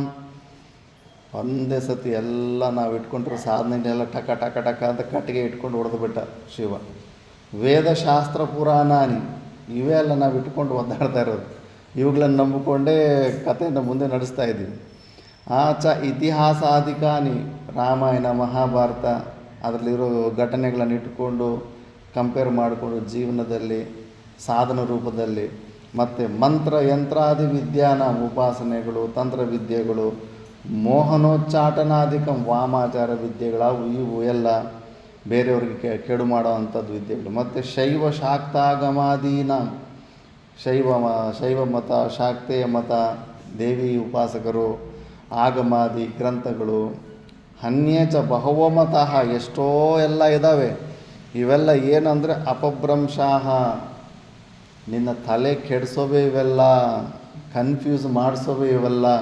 ಅಪಭ್ರಂಶಾಹ ಸಮಸ್ತಾನಾಂ ಜೀವಾನಾಂ ಭ್ರಾಂತಚೇತಸಃ, ಫುಲ್ಲು ಕನ್ಫ್ಯೂಸು. ನೀನು ಶಿವನ ಭಕ್ತಿಯಿಂದ ಫುಲ್ಲು ಪ್ರೀತಿಯಿಂದ ಬಂದಿರ್ತೀಯ, ಎಲ್ಲೋ ವೈಷ್ಣವ ಸಿಕ್ಬಿಡ್ತಾನೆ, ಅವನು ಹೇಳೋ ಪ್ರಕಾರ ಅವನ ಮಾತು ಕೇಳಿದ್ರೆ ನಿನ್ನ ಶೈವ ಭಕ್ತಿ ಡೈಲ್ಯೂಟ್ ಆಗಿಬಿಡುತ್ತೆ, ಮತ್ತು ನೀನು ವಿಷ್ಣು ಭಕ್ತನಾಗ್ಬಿಡ್ತೀಯ. ವಿಷ್ಣು ಭಕ್ತನ ಹೋಗ್ತಾಯಿದ್ರೆ ಮತ್ತೆ ಇನ್ನೊಬ್ಬನ ಯಾರೋ ದೇವಿ ಉಪಾಸಕ ಸಿಕ್ಕದ ಅಂದ್ರೆ ನಾವು ಅದ್ರ ಬಗ್ಗೆ ಹೇಳಿದ್ರೆ ನೀನು ವಿಷ್ಣು ಭಕ್ತಿ ವೀಕ್ ಆಗಿಬಿಡುತ್ತೆ. ಆ ಮುಮುಕ್ಷುಗಳಿಗೆ ಯಾವ ದೇವ್ರನ್ನ ಇಟ್ಕೋಬೇಕು, ಯಾವ ಗುರುನ ನಂಬಬೇಕು, ಯಾವ ಮಾರ್ಗನ ಅವಲಂಬನೆ ಮಾಡಬೇಕು, ಟೋಟಲಿ ಮೆಸ್ಸಪ್ ಆಗಿಬಿಟ್ಟಿದೆ. ಫುಲ್ ಕನ್ಫ್ಯೂಷನಲ್ಲೇ ಇರ್ತಾರೆ. ಮತ್ತು ಎಲ್ಲರಿಗೂ ಶ್ರುತಿ ವಾಕ್ಯಗಳು ಅಲ್ಲಿಂದ ತಗೊಂಡು ಇಲ್ಲಿಂದ ತಗೊಂಡು ಎಲ್ಲರೂ ಯಾವುದೋ ಒಂದು ಪ್ರೂಫ್ ಥರ ತೋರಿಸ್ತಾನೆ ಇರ್ತಾರೆ. ಆದ್ದರಿಂದ ಅದಕ್ಕೆ ಶಿವ ಅಂತ ಇದ್ದಾನೆ, ಇವೆಲ್ಲ ಅಪಭ್ರಂಶಾಹ ಸಮಸ್ತಾನಾಂ ಜೀವಾನಾಂ ಭ್ರಾಂತಚೇತಸಾಂ, ಇವೆಲ್ಲ ಕೂಡ ಫುಲ್ಲು ನಿನ್ನನ್ನು ಕನ್ಫ್ಯೂಸ್ ಮಾಡಿಬಿಟ್ಟು ಶಬ್ದಾರಣ್ಯದಲ್ಲಿ ಬಿಟ್ಬಿಡ್ತಾವೆ. ನಿನ್ನನ್ನು ಅಲ್ಲೇ ಒದ್ದಾಡ್ಕೊತ ಇರಬೇಕು, ವಿಚಾರ ಎಂಬ ಅರಣ್ಯದಲ್ಲಿ ಒದ್ದಾಡ್ಕೊತ ಇರಬೇಕು. ಗುರುತತ್ವ ಜಪಸ್ತಪೋವ್ರತಂ ತೀರ್ಥಂ ಯಜ್ಞೋದಾನಂ ತಥೈವ ಚ ಗುರುತತ್ವಂ ಅವಿಜ್ಞಾಯ ಸರ್ವಂ ವ್ಯರ್ಥಂ ಭವೇತ್ ಪ್ರಿಯೇ. ಜಪಗಳು, ತಪಗಳು, ವ್ರತಗಳು, ಪ್ರಪಂಚ ಎಲ್ಲ ತೀರ್ಥಾಟನೆಗಳು. ಏನು ಮಹಾದೇವಮ್ಮ, ತೀರ್ಥಕ್ಷೇತ್ರಗಳ ದರ್ಶನ ಮಾಡ್ಕೊಂಬರ್ತಿರ್ತೀಯಲ್ಲ, ಅವು ಯಜ್ಞಗಳು, ದಾನ ಧರ್ಮಗಳು, ತಥೈವ ಚ ಇವೆಲ್ಲವೂ ಕೂಡ ಗುರುತತ್ವಂ ಅವಿಜ್ಞಾಯ, ಗುರುತತ್ವವನ್ನು ತಿಳ್ಕೊಳ್ಳಿಲ್ಲ ಅಂದರೆ ಸರ್ವಂ ವ್ಯರ್ಥಂ ಭವೇತ್ ಪ್ರಿಯೇ, ಎಲ್ಲವೂ ವ್ಯರ್ಥವಾಗಿಬಿಡ್ತಾವೆ. Waste, energy waste, time waste, ಅಷ್ಟೇ. ಜನ್ಮಗಳು ವೇಸ್ಟು, ಯಯಾತಿ ವೇಸ್ಟ್ ಮಾಡ್ಕೊಳ್ಳಿಲ್ವ, ಎಲ್ಲ ಟೈಮ್ ವೇಸ್ಟ್ ಆಗುತ್ತೆ ಅಂದ್ಬಿಟ್ಟು. ಅದಕ್ಕೆ ಫಸ್ಟು ಮನುಷ್ಯ ಜನ್ಮನಾಗಿ ಹುಟ್ಟಿದ ಮೇಲೆ ಆ ಮುಮುಕ್ಷುತ್ವ ಬರಬೇಕು. ಆ ಮುಮುಕ್ಷುತ್ವ ಬಂದ ಮೇಲೆ ಆ ಬ್ರಹ್ಮವಸ್ತುವನ್ನು ತಿಳ್ಕೊಳ್ಳೋದಕ್ಕೆ ಗುರು ನೋಡಿ, ಅವತಾರ ಪುರುಷರೇ ಆ ಗುರು ಹತ್ರ ಹೋಗಿ ನಮಗೊಂದು ಎಕ್ಸಾಂಪಲಾಗಿ ತೋರಿಸ್ಕೊಟ್ಟಿದ್ದಾರೆ. ಗುರು ಇಲ್ದಿರೋ ಜೀವನನ ನಡೆಸಬಾರ್ದು ಅಂದ್ಬಿಟ್ಟು. ಮಹಾಭಾರತದಲ್ಲಿ ಬರುತ್ತೆ, ವ್ಯಾಸ ಭಗವಾನರು ಹೇಳ್ತಾರೆ, ಯಾವಾಗಲೂ ನಿಮ್ಮ ಜೊತೆಯಲ್ಲಿ ಸದ್ಗುರುಗಳನ್ನು ಇಟ್ಕೊಂಡಿರಬೇಕು ಅಂದ್ಬಿಟ್ಟು. ಆಗಲೇ ಅವ್ರ ಮಾತು ಕೇಳಿದ ಮೇಲೇ ದ್ಯೌಮ್ಯ ಋಷಿಗಳನ್ನು ಬಿಡಲೇ ಇಲ್ಲ, ಸಾಯೋ ತನಕ ಅವರು ಪಾಂಡವರು ಯಾವಾಗಲೂ ಜೊತೆಯಲ್ಲಿ ಇಟ್ಕೊಂಡು ಕಾಡಿಗೆ ವನವಾಸಕ್ಕೆ ಹೋದರೂ ಕೂಡ ದ್ಯೌಮ್ಯ ಋಷಿಗಳನ್ನು ಜೊತೆಯಲ್ಲಿ ಇಟ್ಕೊಂಡು ಹೋಗ್ತಾಯಿದ್ರು. ಜೀವನದಲ್ಲಿ ಗುರು ಇಲ್ಲ ಅಂದರೆ ಜೀವನ ವ್ಯರ್ಥ ಆಗಿಬಿಡುತ್ತೆ. ನೀನು ಇವೆಲ್ಲ ಎಷ್ಟು ಮಾಡಿದ್ರೂ ಕೂಡ ಮತ್ತೆ ಜನ್ಮಗಳಿಗೆ ಬರಬೇಕಾಗುತ್ತೆ. ಪುನರಪಿ ಜನನಂ ಪುನರಪಿ ಮರಣಂ ಪುನರಪಿ ಜನನಿ ಜಠರೇ ಶಯನಂ, ಮತ್ತೆ ಮತ್ತೆ ಬರ್ತಾ ಇರಬೇಕು. ಹೇಗಿರುತ್ತಂದರೆ ಒಬ್ಬ ಕುರುಡ ಇದ್ದಂತೆ, ಭಗವಂತನ ಗರ್ಭಗುಡಿ ಒಳಗಡೆ ಹೋಗ್ಬೇಕು ಅಂದ್ಕೊಂಡಿದ್ದಂತೆ. ಆ ಗರ್ಭಗುಡಿ ಹತ್ರ ಹೋಗಿ ಗೋಡೆ ಹಿಂಗೆ ತಟ್ಕೊತ ಎಲ್ಲ ಎಲ್ಲಿ ಬಾಗಿಲು ಬರುತ್ತೆ ಅಂತ ಹೋಗ್ತಾ ಇದ್ದಾಗ ಇನ್ನೇನು ಗರ್ಭಗುಡಿಗೆ ಎಂಟ್ರೆನ್ಸ್ ಬರೋ ಸಮಯದಲ್ಲಿ ಹಿಂದ್ಗಡೆಯಿಂದ ಯಾವುದೋ ಒಂದು ನೊಣನೋ ಯಾವುದೋ ಒಂದು ಸೊಳ್ಳೆನೋ ಕಚ್ತಾ ಇತ್ತಂತೆ. ಆ ಸಮಯದಲ್ಲಿ ಆ ಸೊಳ್ಳೆಯನ್ನು ಒರೆಸ್ಕೊಡೋದಕ್ಕೆ ಕೈ ಸ್ವಲ್ಪ ಹಿಂಗೆ ಇದು ಹೋದಾಗ ಆ ದಾರಿ ಕಿತ್ತ ಸ್ವಲ್ಪ ಮುಂದೆ ಹೊರಟಾಗ್ತಾ ಇದ್ದಂತೆ, ಮತ್ತೆ ಗೋಡೆನೇ ಸಿಗುತ್ತೆ. ಅದೇ ಥರ ಅವನು ಸುತ್ತಾಡ್ಕೊತಾ ಇರ್ತಾನೆ. ಕರೆಕ್ಟಾಗಿ ಎಂಟ್ರೆನ್ಸ್ ಬಂದಾಗ ಯಾವುದೋ ಒಂದು ನೊಣನೋ ಸೊಳ್ಳೆ ಕಚ್ತಾ ಇರುತ್ತೆ. ಅದೇ ಥರ ನಾವು ಏನೇನೋ ಸಾಧನೆಗಳು, ಏನೇನೋ ಊಹೆ ಮನಸ್ಸಲ್ಲಿ ಇಟ್ಟುಕೊಂಡು ಸುಮ್ಮನೆ ವ್ಯರ್ಥವಾದ ಪರಿಶ್ರಮಗಳು ಮಾಡ್ಕೊತಾ ಇರ್ತೀವಿ. ಆ ಮೋಕ್ಷ ಮಾತ್ರ ಸಿಗೋದಿಲ್ಲ. ಆತ್ಯಂತಿಕ ದುಃಖ ನಿವೃತ್ತಿ, ಪರಮಾನಂದ ಪ್ರಾಪ್ತಿ ಅಂತೂ ಸಿಗೋದಿಲ್ಲ. ಶಕ್ತಿ, ಸಮಯ, ಎನರ್ಜಿ ಎಲ್ಲವೂ ವೇಸ್ಟೇ ಆಗ್ತಾ ಇರುತ್ತೆ. ಆದ್ದರಿಂದ ಆ ಗುರುತತ್ವವನ್ನು ನಾವು ತಿಳ್ಕೋಬೇಕು. ಅದು ತಿಳ್ಕೊಳ್ಳಿಲ್ಲ ಅಂದರೆ ಇವೆಲ್ಲವೂ ವೇಸ್ಟ್ ಆಗ್ತಾಯಿದೆ. ಅದಕ್ಕೆ ನೀನು ಗುರುವನ್ನು ಫಸ್ಟ್ ಇಟ್ಕೊಂಡಿದ್ದೀಯಾ, ಶಾಸ್ತ್ರನ ಫಸ್ಟ್ ಇಟ್ಕೊಂಡಿದ್ದೀಯಾ? ಫಸ್ಟು ಶಾಸ್ತ್ರನ ಇಟ್ಕೊಳ್ಳೋಕೆ ಹೋದ್ರೆಗೇ ಹೊಟ್ಟೋಗ್ತೀನಿ. ಫಸ್ಟು ಗುರುವನ್ನು ಇಟ್ಕೊ, ಗುರುತತ್ವನ. ಮಾತಾ ಮಾಣಿಕೇಶ್ವರಮ್ಮ ಅವರು ಗುರುಗೀತಾ ಓದು ಅಂತ 4-5 ಸತಿ ಹೇಳಿದ್ರು. ಅದೃಷ್ಟ ಬರಲೇ ಇಲ್ಲ. ಸ್ವಲ್ಪ 4-10-15 ಶ್ಲೋಕ ಓದ್ತಾ ಇರ್ತೀನಿ, ಮತ್ತು ಯಾವುದೋ ಒಂದು ಇದು ಏನಿದೆ ಬಿಡಿ ಇದರೆಲ್ಲ ಗೊತ್ತಿರೋದೆ ಅಂದ್ಬಿಟ್ಟು. ಮೊನ್ನೆ ಇನ್ನು ಗುರುಗೀತಾ ಪಾಠ ಮಾಡೋಣ ಅಂತೆಲ್ಲ ಸ್ವಲ್ಪ ಡೀಟೇಲಾಗಿ ನೋಡೋಕೆ ಹೋದರೆ ಎಷ್ಟು ತತ್ವ ಇತ್ತು. ಇದೆಲ್ಲ ಮುಂಚೆ ತಿಳ್ಕೊಂಡಿದ್ದರೆ ಮುಂಚೆನೇ ಇನ್ನೂ ಏನೇನೋ ಆಗ್ಬೋದಾಗಿತ್ತಲ್ಲ ಅಂದ್ಬಿಟ್ಟು ಒಂದೇ ಹೇಳ್ತಾಯಿದ್ರು ನನ್ನ ಸಲುವಾಗಿ. ಅದು ಆದ್ದರಿಂದ ಈ ಗುರುತತ್ವದ ಬಗ್ಗೆ ತಿಳ್ಕೋಬೇಕು. ಸುಮ್ಮನೆ ನಮಗೆ ಕೊಟ್ಟಿರೋವಂಥ ಸ್ವಲ್ಪ ತೀಕ್ಷ್ಣ ಬುದ್ಧಿಯನ್ನು ಇಟ್ಕೊಂಡು ಅದನ್ನು ನಂಬಿಕೊಂಡಿದ್ರೆ ಹಾಳಾಗೋಗ್ತೀವಿ ಅಂತ. ನೆಕ್ಸ್ಟು ಕ್ಲಾಸಲ್ಲಿ ನೋಡೋಣ.